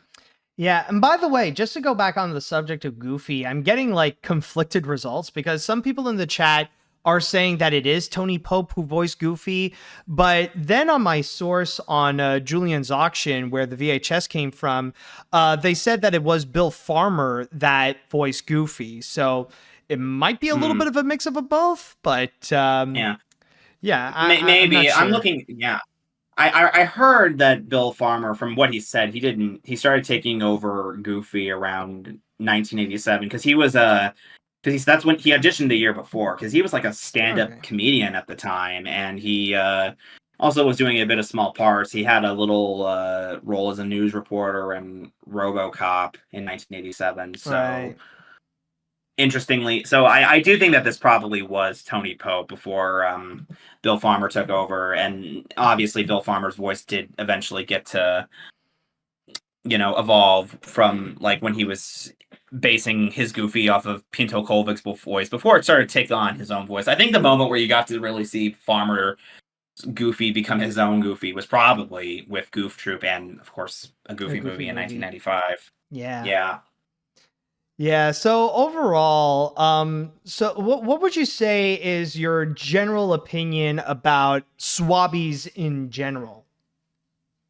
It's interesting. I do like it. I can definitely see why this didn't get off the ground, like I said, because Sport Goofy in Soccer Mania was okay. It wasn't an incredible short film. The animation in that short was somewhat TV quality, not bad by any means, but nothing amazing. It wasn't exactly fully living up to the Disney name. So I can imagine that the animation in this, if it was completed, would have been more on that level than, say, the classic short films and also the like what was being made of the movies at the time. But it is interesting. I don't think this is a bad short. I think it's actually quite good.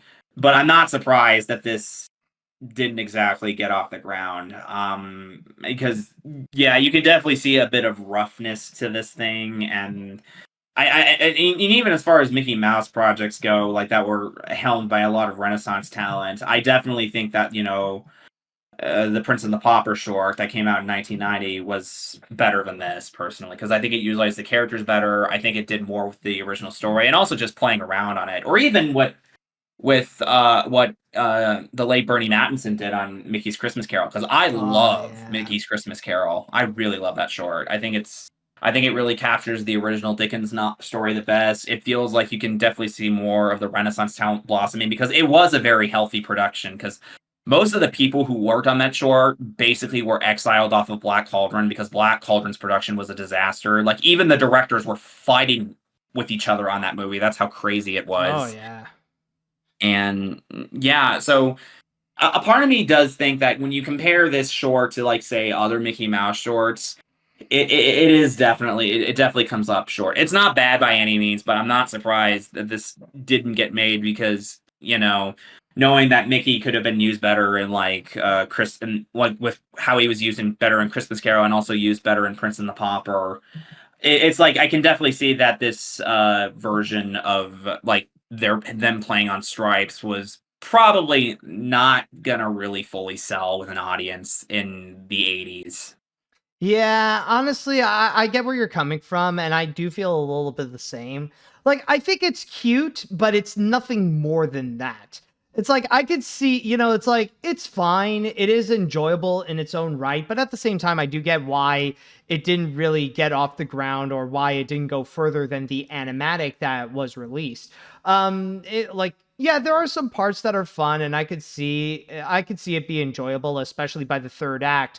However, it's just like, as a short or as a cartoon, like, it does feel a little bit sluggish at times. And yeah, like, when you do it feels like it doesn't hold itself as well when compared to either the Prince of the Pauper or Mickey's Christmas Carol. I feel like one thing that would have helped it is that I feel like this should have worked much better as like a 7 to 8 minute cartoon, more so than something that's like 25 minutes long, trying to develop this whole story about it. So yeah, honestly, it's just, it should have been a lot more condensed as an actual cartoon than a half-hour special. But other than that, though, it is very intriguing to see this be released. It's one of those things that's like, I don't know if I'll remember it that much, but I'm glad that I did see it. Yeah, that's how I feel about it. It's basically, to me, I just look at it as a piece of animation history. I'm glad people can get the chance to see it, because I do think that even canceled media and movies and shorts should basically be seen by the public in order to see what could have happened, because I think it gives an interesting look into the creative process to see what worked and what didn't. But on the other hand, it's a cute short, but I'm not surprised it wasn't fully made. I don't think this would have benefited the animation division in any way, shape, or form. It would have been a cute short, but it's not like beneficial. It doesn't really revive these characters in a new way and does anything interesting with them. And yeah, compared to like Christmas Carol and Prince and the Pauper, it comes up short. So am I glad I saw it? Yeah, I'm glad I got to see it and got to see a little bit of animation history. But am I disappointed it didn't get fully made? Not really. It's good. It's cute. I can totally see why it was scrapped, though. Yeah, exactly. But now I would like to know from the chat wall, what did you all think about the Swabbies short? Did you guys actually see it? And if so, did you guys enjoy it? Did you think it should have been fully produced? Let me know what you all think. All right, so let's see now. I'll be real and say that I was out of the loop when it comes to Swabbies, but when it comes to the leaked animatics, this is a bizarre piece of history. I've never seen the movie Stripes, so it's a little lost to me, but from what I've seen, it's a pretty fun short. But with its subject matter, I do get why it wasn't picked up. But the film's conflict could have been resolved if they brought in Disney's most powerful character. You get it. Frank Stella! Wait, what? Oh, I think I got my notes mixed up. Yeah. Oh, that's honestly another one that I feel like Swabbies pale in comparison. Like, Swabbies is nothing compared to Runaway Brain. Oh, Runaway Brain is a lot of fun. Oh, yeah. Let's see. I'll be honest, I didn't really know about this short until just recently, and it's definitely fascinating, although I can understand why it wasn't fully greenlit because of the weird transaction period of Disney.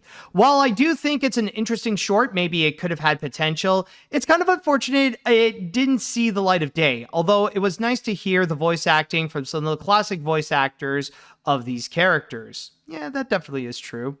Let's see. Honestly, I find it really interesting. This makes me think back of a month ago when the storyboards of the original version of Cars 3 about McQueen was kidnapped, drugged, and body swapped by a loser stalker who was wanted by the cops, and Cruz was a boy and he sold McQueen out to the cops, and Stalker proposes to McQueen's girlfriend. Swabby sounds like a cute short, but I agree with Antic. Oh my god, Cars 3 would have been Face Off? Oh my gosh. I saw that animatic. Most of my friends, we are massive Pixar fans. We all agree this could have been worse than Cars 2. And Cars 2 is a disaster. Dang. It's bad. It's so ridiculous. Like McQueen is literally, his engine is put into a new car. Like, from what I could gather, this was when the movie didn't really have a full-time director. I can imagine this was when John Lasseter still thought these ideas would be fascinating, because I was just like reading more into Cars 2 and just hearing his thought process about how he thought this was a great, follow-up to the original, and he's like talking about spy movies, and then I was like, because I listened to the commentary track with my friends, and it's diluted. Like, even the first thing that brings up is like he's talking about how he loves spy movies, and he brings up how he loves the Jason Bourne movies, and I'm like, Jason Bourne? Like, that's not a spy franchise. What are you talking about? Like, what are you talking about? My favorite spy movie is The Bourne Identity. What? What? Oh, jeez. Anyways, I cannot see why they would get. I cannot see why they would get rid of this short. Like, I thought it was pretty decent. It's not on par with how we know them today. I get that, but I could have seen them at least finish this to be placed upon its list of their old Disney cartoons. Heck, I could see this has the potential to be a reanimated project for fans, and maybe add more to it if they can. Like more gags and redubs. I mean, I don't see why not. They could make something fun with this. Just an idea there, I'm just saying. I mean, that could be possible. They could do that. Let's see. The lost media story really reminded me of Glago's Guest by Chris Williams. Remember that guy? It was an unreleased short by Walt Disney Animation Studios that only premiered at NSC 2008, but allegedly it was John Lasseter that didn't want it to be released in front of Bolt because it wasn't well received in a test screening, but the short was later leaked from a For Your Consideration DVD from eBay. I would say this piece of lost media is pretty interesting to know that they made a Navy-themed short with Mickey and the gang. Yeah, there was also that aspect that does feel weird to this day where Mickey is like encouraging to go to the Navy, like because like he's being suddenly patriotic. It's like, we're doing something for our country. Yeah. Also, it's interesting they bring up Glago's Guest because yeah, I remember reading about that short for years, and I finally got to see it, and I really love that short. That I don't understand why it was shelved, because I thought that was a really interesting short from Disney Animation, and also director Chris Williams, who went on to do Bolt. He also did co-direct Bolt with Byron Howard. He directed Big Hero 6. He eventually went on to do The Sea Beast at Netflix. It was a really interesting animated short, so I was surprised that it was shelved, and I had no idea why, and after seeing it, I still don't know why it was shelved. I thought it was a great short, honestly. I really liked it. It was interesting to see Disney do something mysterious with like sci-fi and something like that. Well, the commenter just mentioned it. Lasseter. Why? What else? Yeah, and he threw in a Mater short in front of Bolt for reasons that he directed himself. Gee, I wonder why. Yeah. All right. So with that said, we're going to go on to one more break. And when we do come back, boy, do we have a heck of a grand finale. Now, it might sound like this will be just the gamer section of this episode. Oh, but there is a bit of an animation twist to it. So we'll be right back. And when we return, we got a galaxy filled with news for you. And now, everyone, it is time that we will go and conclude this episode off with the grand finale. And for this grand finale, well, we are about to get into not one, but a whole bunch of major announcements, especially with what has been revealed this Friday. So, by the way, Antic, I just want to go and ask you, are you a bit of a gamer? Yes, you can say so. I'm not a massive gamer, but I do play games, and I'm also a massive Nintendo fan. I played a lot of Nintendo games as a kid, and I still have a Switch, and I go onto it and play it every once in a while. So yeah, I do keep up with Nintendo news and also directs and seeing what gets announced and whatnot. All right. Well, since you are already ahead of that, why don't we go and immediately get into one of the biggest news that happened last week, which is the Nintendo Direct. Yes, Nintendo put out one of their big directs, and this is debatably one of the biggest ones that they have put out in a long time, with over an hour's worth of big announcements with what they have in store, not just for the rest of this year, but especially with what's going to be coming up in the spring of 2026. Now, I'm going to do something a little bit different where instead of doing this massive lightning round of looking into every single announcement that has been made, me and Antic are going to talk about our personal highlights of what we have seen in the Direct. But first and foremost, one thing that I want to go and immediately get out of the way is probably the biggest news that they have discussed about in the Nintendo Direct, which is all about Mario's 40th anniversary. And man, did they reveal a whole bunch of stuff that's going to be coming that is related to Mario. Of course, a lot of the news, they did say that they were going to do some exclusive things in Japan, including some updates for the Nintendo Museum in Kyoto, as well as participating in Kyoto's big marathon in the beginning of 2026. But at the same time, they've also revealed some additional news with some Mario games, both old and new, along with some new products that are going to be coming out related to Mario. First and foremost, they did reveal there's going to be a Switch 2 edition of Super Mario Bros. Wonder, as well as an exclusive Switch 2 level called Meetup in Bellabelle Park. And on top of that, they even said that they're going to be coming out with a physical talking flower that you could go and buy. So you could get one of the talking flowers in Wonder, and he'll just have a chat with you. And then they've also revealed some new Switch 2 games that are going to be coming out, including Mario Tennis Fever and Yoshi and the Mysterious Book. And on top of that, they've also revealed some remakes that are going to be coming out on the original Switch, which is going to be Super Mario Galaxy 1 and 2 HD.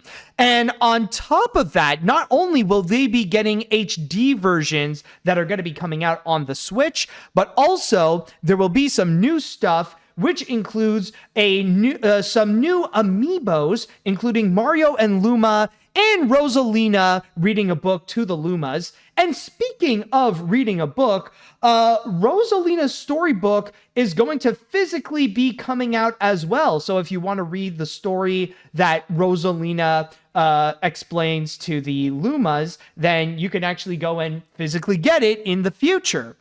But what is possibly the biggest announcement of them all, probably the biggest announcement of the Nintendo Direct, is actually the sequel to the Super Mario Bros. Movie by Illumination, in which they didn't reveal too many new things about it, but they did confirm with a little teaser trailer the title, in which it is going to be called The Super Mario Galaxy Movie, which is still scheduled to be coming out on April 3rd of 2026. So already right here, Antic, what are your thoughts of these Mario announcements, especially with the Mario Galaxy Movie? A lot of cool stuff getting revealed. I think obviously the big highlight was obviously the Super Mario Galaxy Movie, because there's a lot of hype and a lot of massive potential for the sequel to the Super Mario Brothers movie. It was one of the biggest animated movies of 2023, and I even enjoyed it myself. Is it perfect? No, there is definitely flaws to it, but it was still a lot of fun. I do respect its faithfulness to the source material. I like that I like how colorful it was. It's very fun, and it feels like it was made by a team of people who were very enthusiastic about this source material, where you compare that to other video game adaptations and they feel somewhat corporate and made by studio committees that don't really feel like they played the video game at all. And I am intrigued by the sequel for a big reason, which I heard rumors on what its title was going to be for a while. Like, there were reports that this was going to be called Super Mario World, which would have made sense, because going from Super Mario Brothers movie to Super Mario World would make sense, because World was the big leap from the Nintendo Entertainment System to the Super Nintendo, and that's when obviously Yoshi got introduced to the mix, and it seemed like it would fit, because at the end of the first movie there was a post-credit scene where there was a Yoshi egg that was in the sewer and it started to crack, and you heard the little Takata voice of Yoshi, like, and so I was expecting that. So for Illumination to go directly into Galaxy is a massive leap, and I was very surprised by it, because Galaxy is like a massive game, and I really adore both of the games in the Wii. They were games that I played growing up, and there's a lot of like vast material with them going into outer space, and also the introduction of Rosalina and the Lumas, and like the vast colorful worlds and space, and even some of the power-ups. So it is interesting to see that Illumination is going to dive headfirst from the original movie into the sequel, but I'm on board with it, because there's a lot of potential with what you can do with it, and based on little glimpses that we saw in the teaser, it is interesting. Also, one of the things that is kind of funny was that the idea that this was going to be called the Galaxy Movie might have been accidentally leaked, because someone found Old Spice products that had Yoshi and Luigi on it, and it revealed the logo, and there was skepticism on if it was real. And then when the direct happened and it was revealed it was called the Galaxy movie, it was like, oh, yep, that's real. So that's probably going to be a sense on. That's going to be in a sense, we can definitely say that Yoshi is definitely going to be a part of this new movie, which I expect. I mean, again, there's that tease at the end of the first movie, and it is going to be interesting to see what they do with the sequel. One interesting thing I know that one of my friends pointed out is that when they re-announced many of the returning players, one thing they didn't announce was that Donkey Kong is not coming back with Seth Rogen, which is possible they're going to be saving him for a spin-off.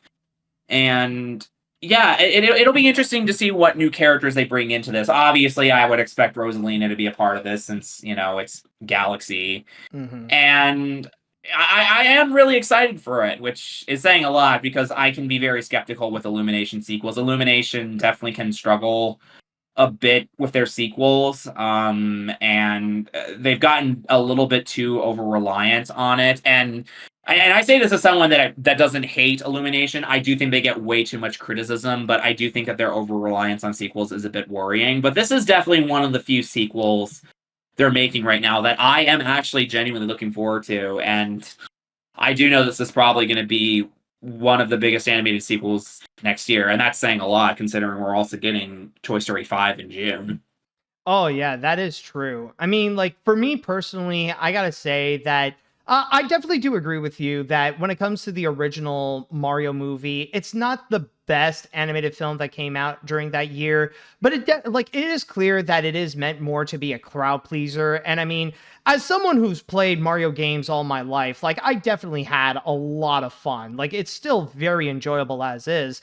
And for me personally, I would say that some of my favorite Mario games ever are the Mario Galaxy games. So when I heard that the sequel is going to be the Super Mario Galaxy movie, I was just absolutely hyped. I was just I saw the title reveal. I was like, oh my God, we're already here. There's going to be a Mario Galaxy movie. Holy crap.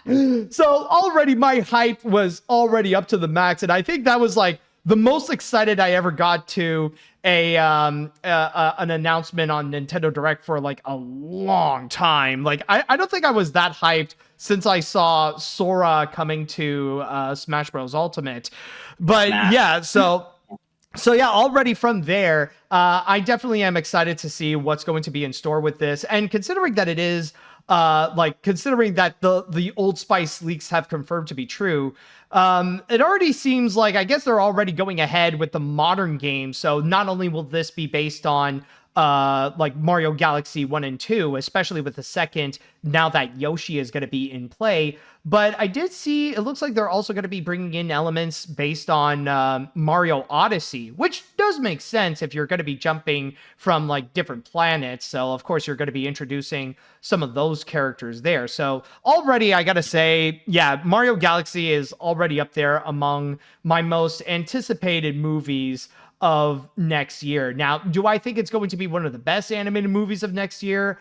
I don't think so, but it's more I'm just anticipating and I'm more excited for it as a Mario fan, not necessarily as a major animation fan, but I'm hoping that I'll have a lot of fun seeing this.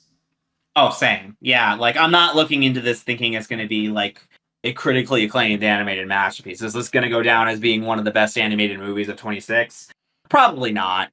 But I just want to see a fun movie out of this. I mean, that's when I went to see the first Mario movie, because I am a massive Mario fan. What I want to see out of this is just a movie that's fun. And if it can give me that with this sequel, then I am very excited for it. I'm really looking forward to another fun time with this. And I'm very excited to see what Aaron Hovarth and Michael Jelenic have up their sleeves with this sequel. Yeah, I'm definitely hyped up as well. But going back to the Nintendo Direct, what would you say is your biggest other than the Mario Galaxy movie, what would you say were your personal highlights from this Nintendo Direct that we got? Obviously, I'd probably say one of the biggest ones was the Galaxy re-releases, because I adore Galaxy just as much as you. I really, really love the 2 games on the Wii, and I've been desperate to replay Mario Galaxy 2 for a while. So when it was announced it was finally getting ported to the Switch, I was like, yes, yes, yes, yes, yes, yes. Oh, yes, I'm so excited. And that definitely made my day when I found that out. Also, it was cool to see a new Yoshi game with Yoshi and the Mysterious Book. Obviously, there hasn't been an amazing Yoshi game that's come out since, obviously, the original Yoshi's Island, but I'm always down to see more Yoshi games, and I like to see something really cute and exciting. Also, there was some cool stuff with, like, DLC with Switch 2, which I still haven't gotten to Switch 2 yet, but there was some stuff that does seem intriguing, like Donkey Kong Bonanza, and also the new port of Super Mario World. The new Super Wonder? Mario game, Super Mario Wonder. Thank you. Yeah, and also the release finally for Metroid Prime 4 Beyond, which was a game that people have been waiting for eons, because that game was in development hell ever since it got scrapped and restarted by Retro Studios, and now it's finally here, so we can get to see what it's like. Though I think the biggest thing that got me surprised, and this isn't a thing I'm excited for, it was just something that I was like very, very baffled by, because it was one of Nintendo's biggest failures.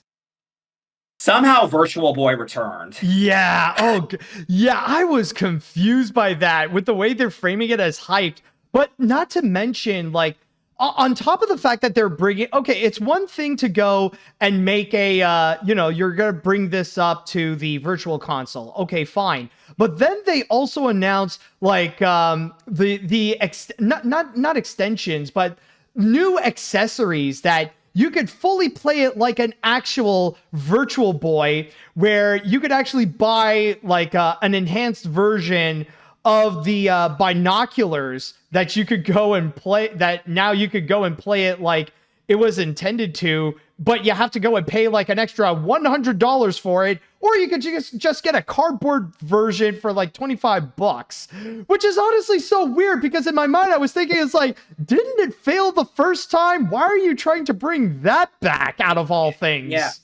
Yeah, and it just confuses me even more, because not just because it was a massive failure, it was just, I can't imagine if there's a lot of nostalgia for this product, because it didn't really have a whole lot of games that stood out that I can think of. Like, I guess there was that Mario Tennis game, but like the games were all like the games were all in like red, and also they just didn't seem that revolutionary. And not just that, like you compare that to other Nintendo consoles, like even the ones that didn't exactly make a massive splash at the time, like the Wii U or the GameCube, those at least had games to back it up. Like, at the very least, many of the games that debuted on the Wii U got eventual re-releases onto the Switch to finally get the second life that they deserved.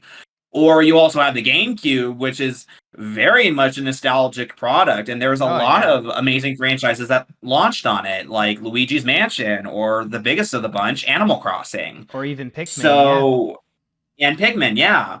And so Virtual Boy getting a, new Nintendo Switch Online collection in the same way that the NES, the SNES, the N64, the GameCube, and the Game Boy did, it was confusing to me and really head-scratching, because I was like, one, it seems weird Nintendo is acknowledging one of its biggest failures, if not its biggest, in the video game market, because this thing failed worse than the Wii U. And two, I don't know what nostalgia is there for this, because there's not many games that was released on this thing, and more importantly, I don't even know if there were a lot of games that people are going to be nostalgic to play for, because I'm not entirely sure if there's a lot of nostalgia for these games. I'll give them credit for acknowledging their failure and getting people the chance to play these games for the first time to see why it didn't work out, but still, it was just very baffling, because I was like,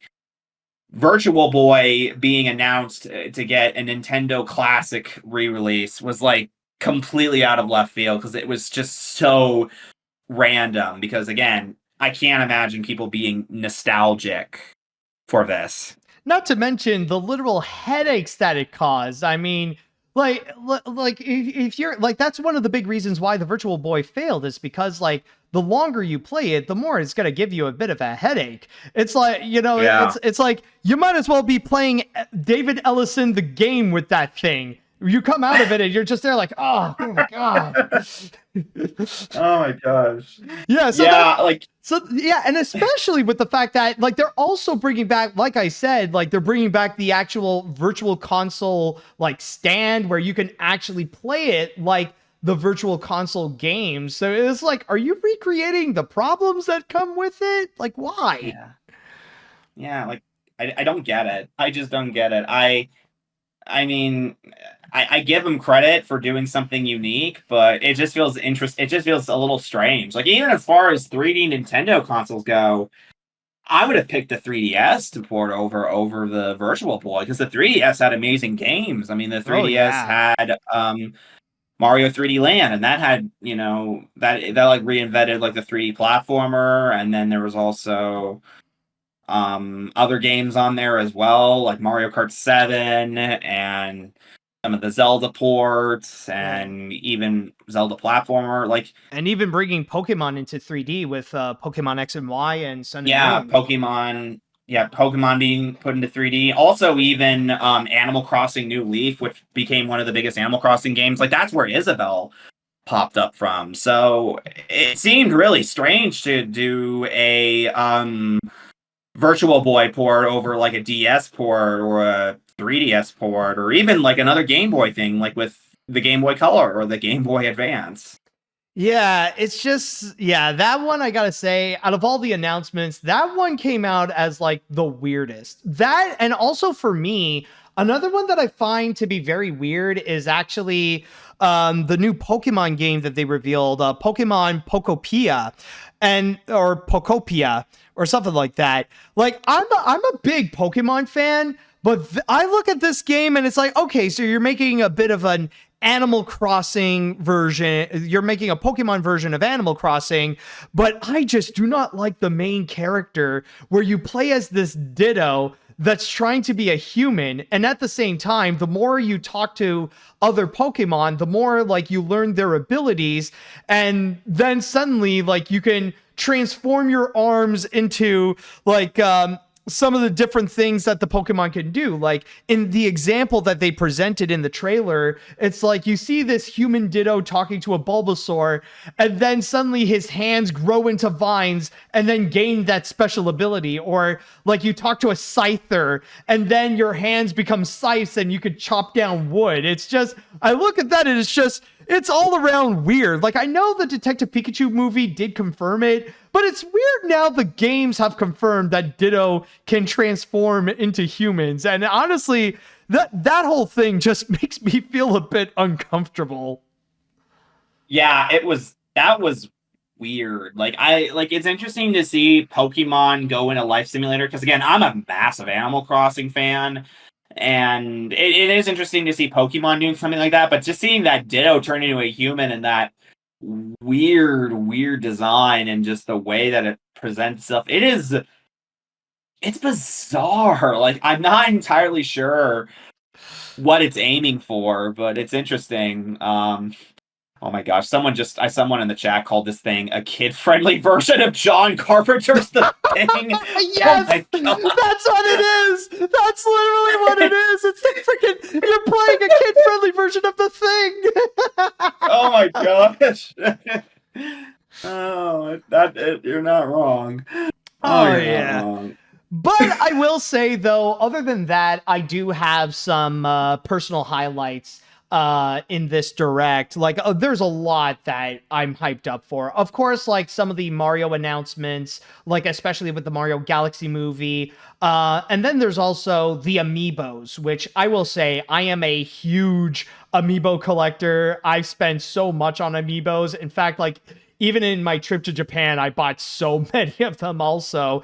In fact, I just want to go and actually, let's see if I could go and show you actually. If I can go and, so I just want to go and if you can actually see, hold on, where can I go to actually show you? If you could see like right behind me, I have my Amiibo collection right over here, which takes like three different shelves on my bookshelf. So yeah, like I am a huge collector. So I am definitely excited for some of the amiibos that they announced, like especially the Mario and Rosalina one, and especially the new Kirby ones that they have announced for Kirby Air Riders, that not only do you get like just new amiibos, but also that they could be interchangeable with the different carts or the different stars that are in there. So I'm definitely excited for those, and I'm for sure going to be getting all of them. Like that's something like I'm not just going to go and get. I'm going to like immediately pre-order. But other than that, I'm also excited for Pokemon Legends ZA, in which they did announce like more new Mega Evolutions, especially with the Gen 6 starters and the new DLC, which will feature 2 new Raichu Mega Evolutions. So that's something I'm definitely going to be looking out for. Yoshi and the Mysterious Book, I'm going to wait. I'll wait and see with how the reviews are going to be. If they're like really high praise like we've just seen with Mario Kart World and Donkey Kong Bonanza, then I'll definitely be checking that out. And also, I did get excited when I heard some of the Resident Evil games are going to be coming to the Switch, and I believe on the Switch 2 as well, or they'll be coming out on the Switch 2, and I think on the Switch as well, especially Resident Evil Village, so I'm going to be down for that. And I think other than that, like, there are some things, like, for me personally, I'm not, like, major hyped up for, like, with Metroid Prime 4 or Fire Emblem's Fortune's Weave or Hades 2, but I can understand why people are excited for it. But overall, though, I gotta say, this is probably one of the best Nintendo Directs that we've had in a long time, with so many great announcements, so many things to get hyped up for. And already, like, some of these big reveals, like, they've already gotten me excited and have given me a bunch of things to be looking forward to, not just for the rest of the year, but also for what's going to be coming out in for 2026. Mm-hmm. Yeah. So with that said, though, let's now go onto the chat wall, and I'd like to ask you all, what are your personal major highlights from this Nintendo Direct? Which ones are you the most hyped up for? Which ones weirded you out the most? Let me know what you all think on these. All right, so let's see now. All right, Crimson here. Super Mario Galaxy is one of my favorite video games of all time, so this is kind of a big deal for me personally. At first, I was hesitant on the Galaxy adaptation of the film, but the more I think of it, out of all the Mario games, Super Mario Galaxy has the most emotional, story-driven Mario games out there. There is a lot of potential to bring Rosalina's backstory to the big screen, and it deserves to be handled with so much justice and respect. Really great stuff. I think there's more comment, but probably Crimson, you'd have to make a part 2 on that. Anyways, let's see. I am shocked as much as you are. The fact that they are skipping ahead and go straight on to Mario Galaxy is just unbelievable, and excited to see. But there are 2 questions. Since the Nintendo is bringing up 2 Mario Galaxy games to Switch, is this actually some kind of promotion to the movie? And 2, now when we reveal the title and the movie, is it about time that Illumination will take a risk instead of doing what they usually do?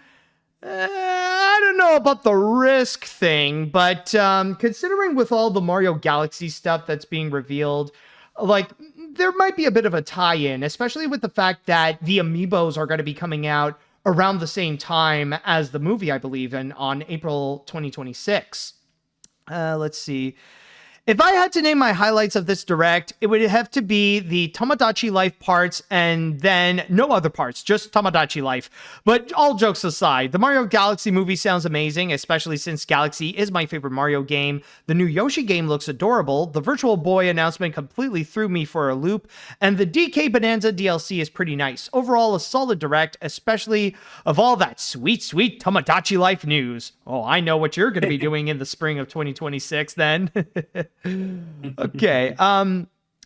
Finally, Nintendo celebrates Mario's 40th anniversary. This Nintendo Direct was so exciting. The best part was the Mario's 40th anniversary stuff, except for the Virtual Boy that's so random, like Mario Tennis Fever, Super Mario Wonder, the Mario Galaxy movie, and my biggest highlight, the Mario Galaxy 1 and 2 re-releases. I can't wait to get this game on Christmas. Dude, it's just amazing. Sadly, no 3D Mario game, but let's see in the future. Also, I wonder how they... Oh, and the comment just stopped. Okay. I think I'll read one more comment because we don't have much time left. I did see Crimson put his part 2. He said, that being said, if Rihanna gets casted as Rosalina, then I will take a very cold shower. No, Rihanna, please. We already got enough of her as Smurfette. We don't need her as Rose. No, we don't want her. No, please do not ruin Rosalina. I mean, she's a waifu to many, so that's a role you got to handle with care. Yeah, please do not put Rihanna. Don't put Rihanna in anything, especially after Smurfs. Oh my gosh. Yeah. All right, this was definitely one of the best Nintendo Directs in a while. For me, my biggest highlights was definitely the Super Mario Galaxy movie. Galaxy is one of my favorite Mario games, and I could see how they could expand what they did with the first movie, and I'm glad Yoshi is making his debut. However, I'm wondering who's going to voice Rosalina.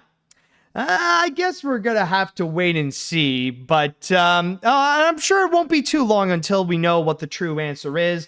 But with that said, that should do it for today's AniMat's Crazy Cartoon Cast. Antic, thank you so much for joining me on this. It was an absolute blast. Thank you so much for having me on board. It is always an honor to be on this podcast and be talking with you about animation stuff. It is just, it's so fantastic. And before we go, if people have very much enjoyed you so much, where can we find you on the internet? You can find me on Blue Sky at Animated Antic. I am also available on Letterboxd, where you can see my movie reviews. And also, please check out my YouTube video. I review animated movies just as much as AniMat does. And I also do have a Patreon if you want to support me there. All of them are under Animated Antic. All right. And if you want to go and follow more of AniMat's Crazy Cartoon Cast, then don't forget to go and subscribe to the AniMat's Crazy Cartoon Cast YouTube channel and the AniMat Live Twitch channel. And also, if you want to go and, or if you are listening to me to whatever podcast service you're listening to, whether it be on Spotify, Amazon, Apple, and more, then don't forget to go and follow me there as well. And with that said, I would like to say thank you all so much for listening. Thank you all so much for watching. And until next time, see you later, dudes.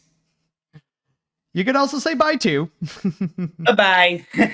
All right. Everybody does that. Don't worry.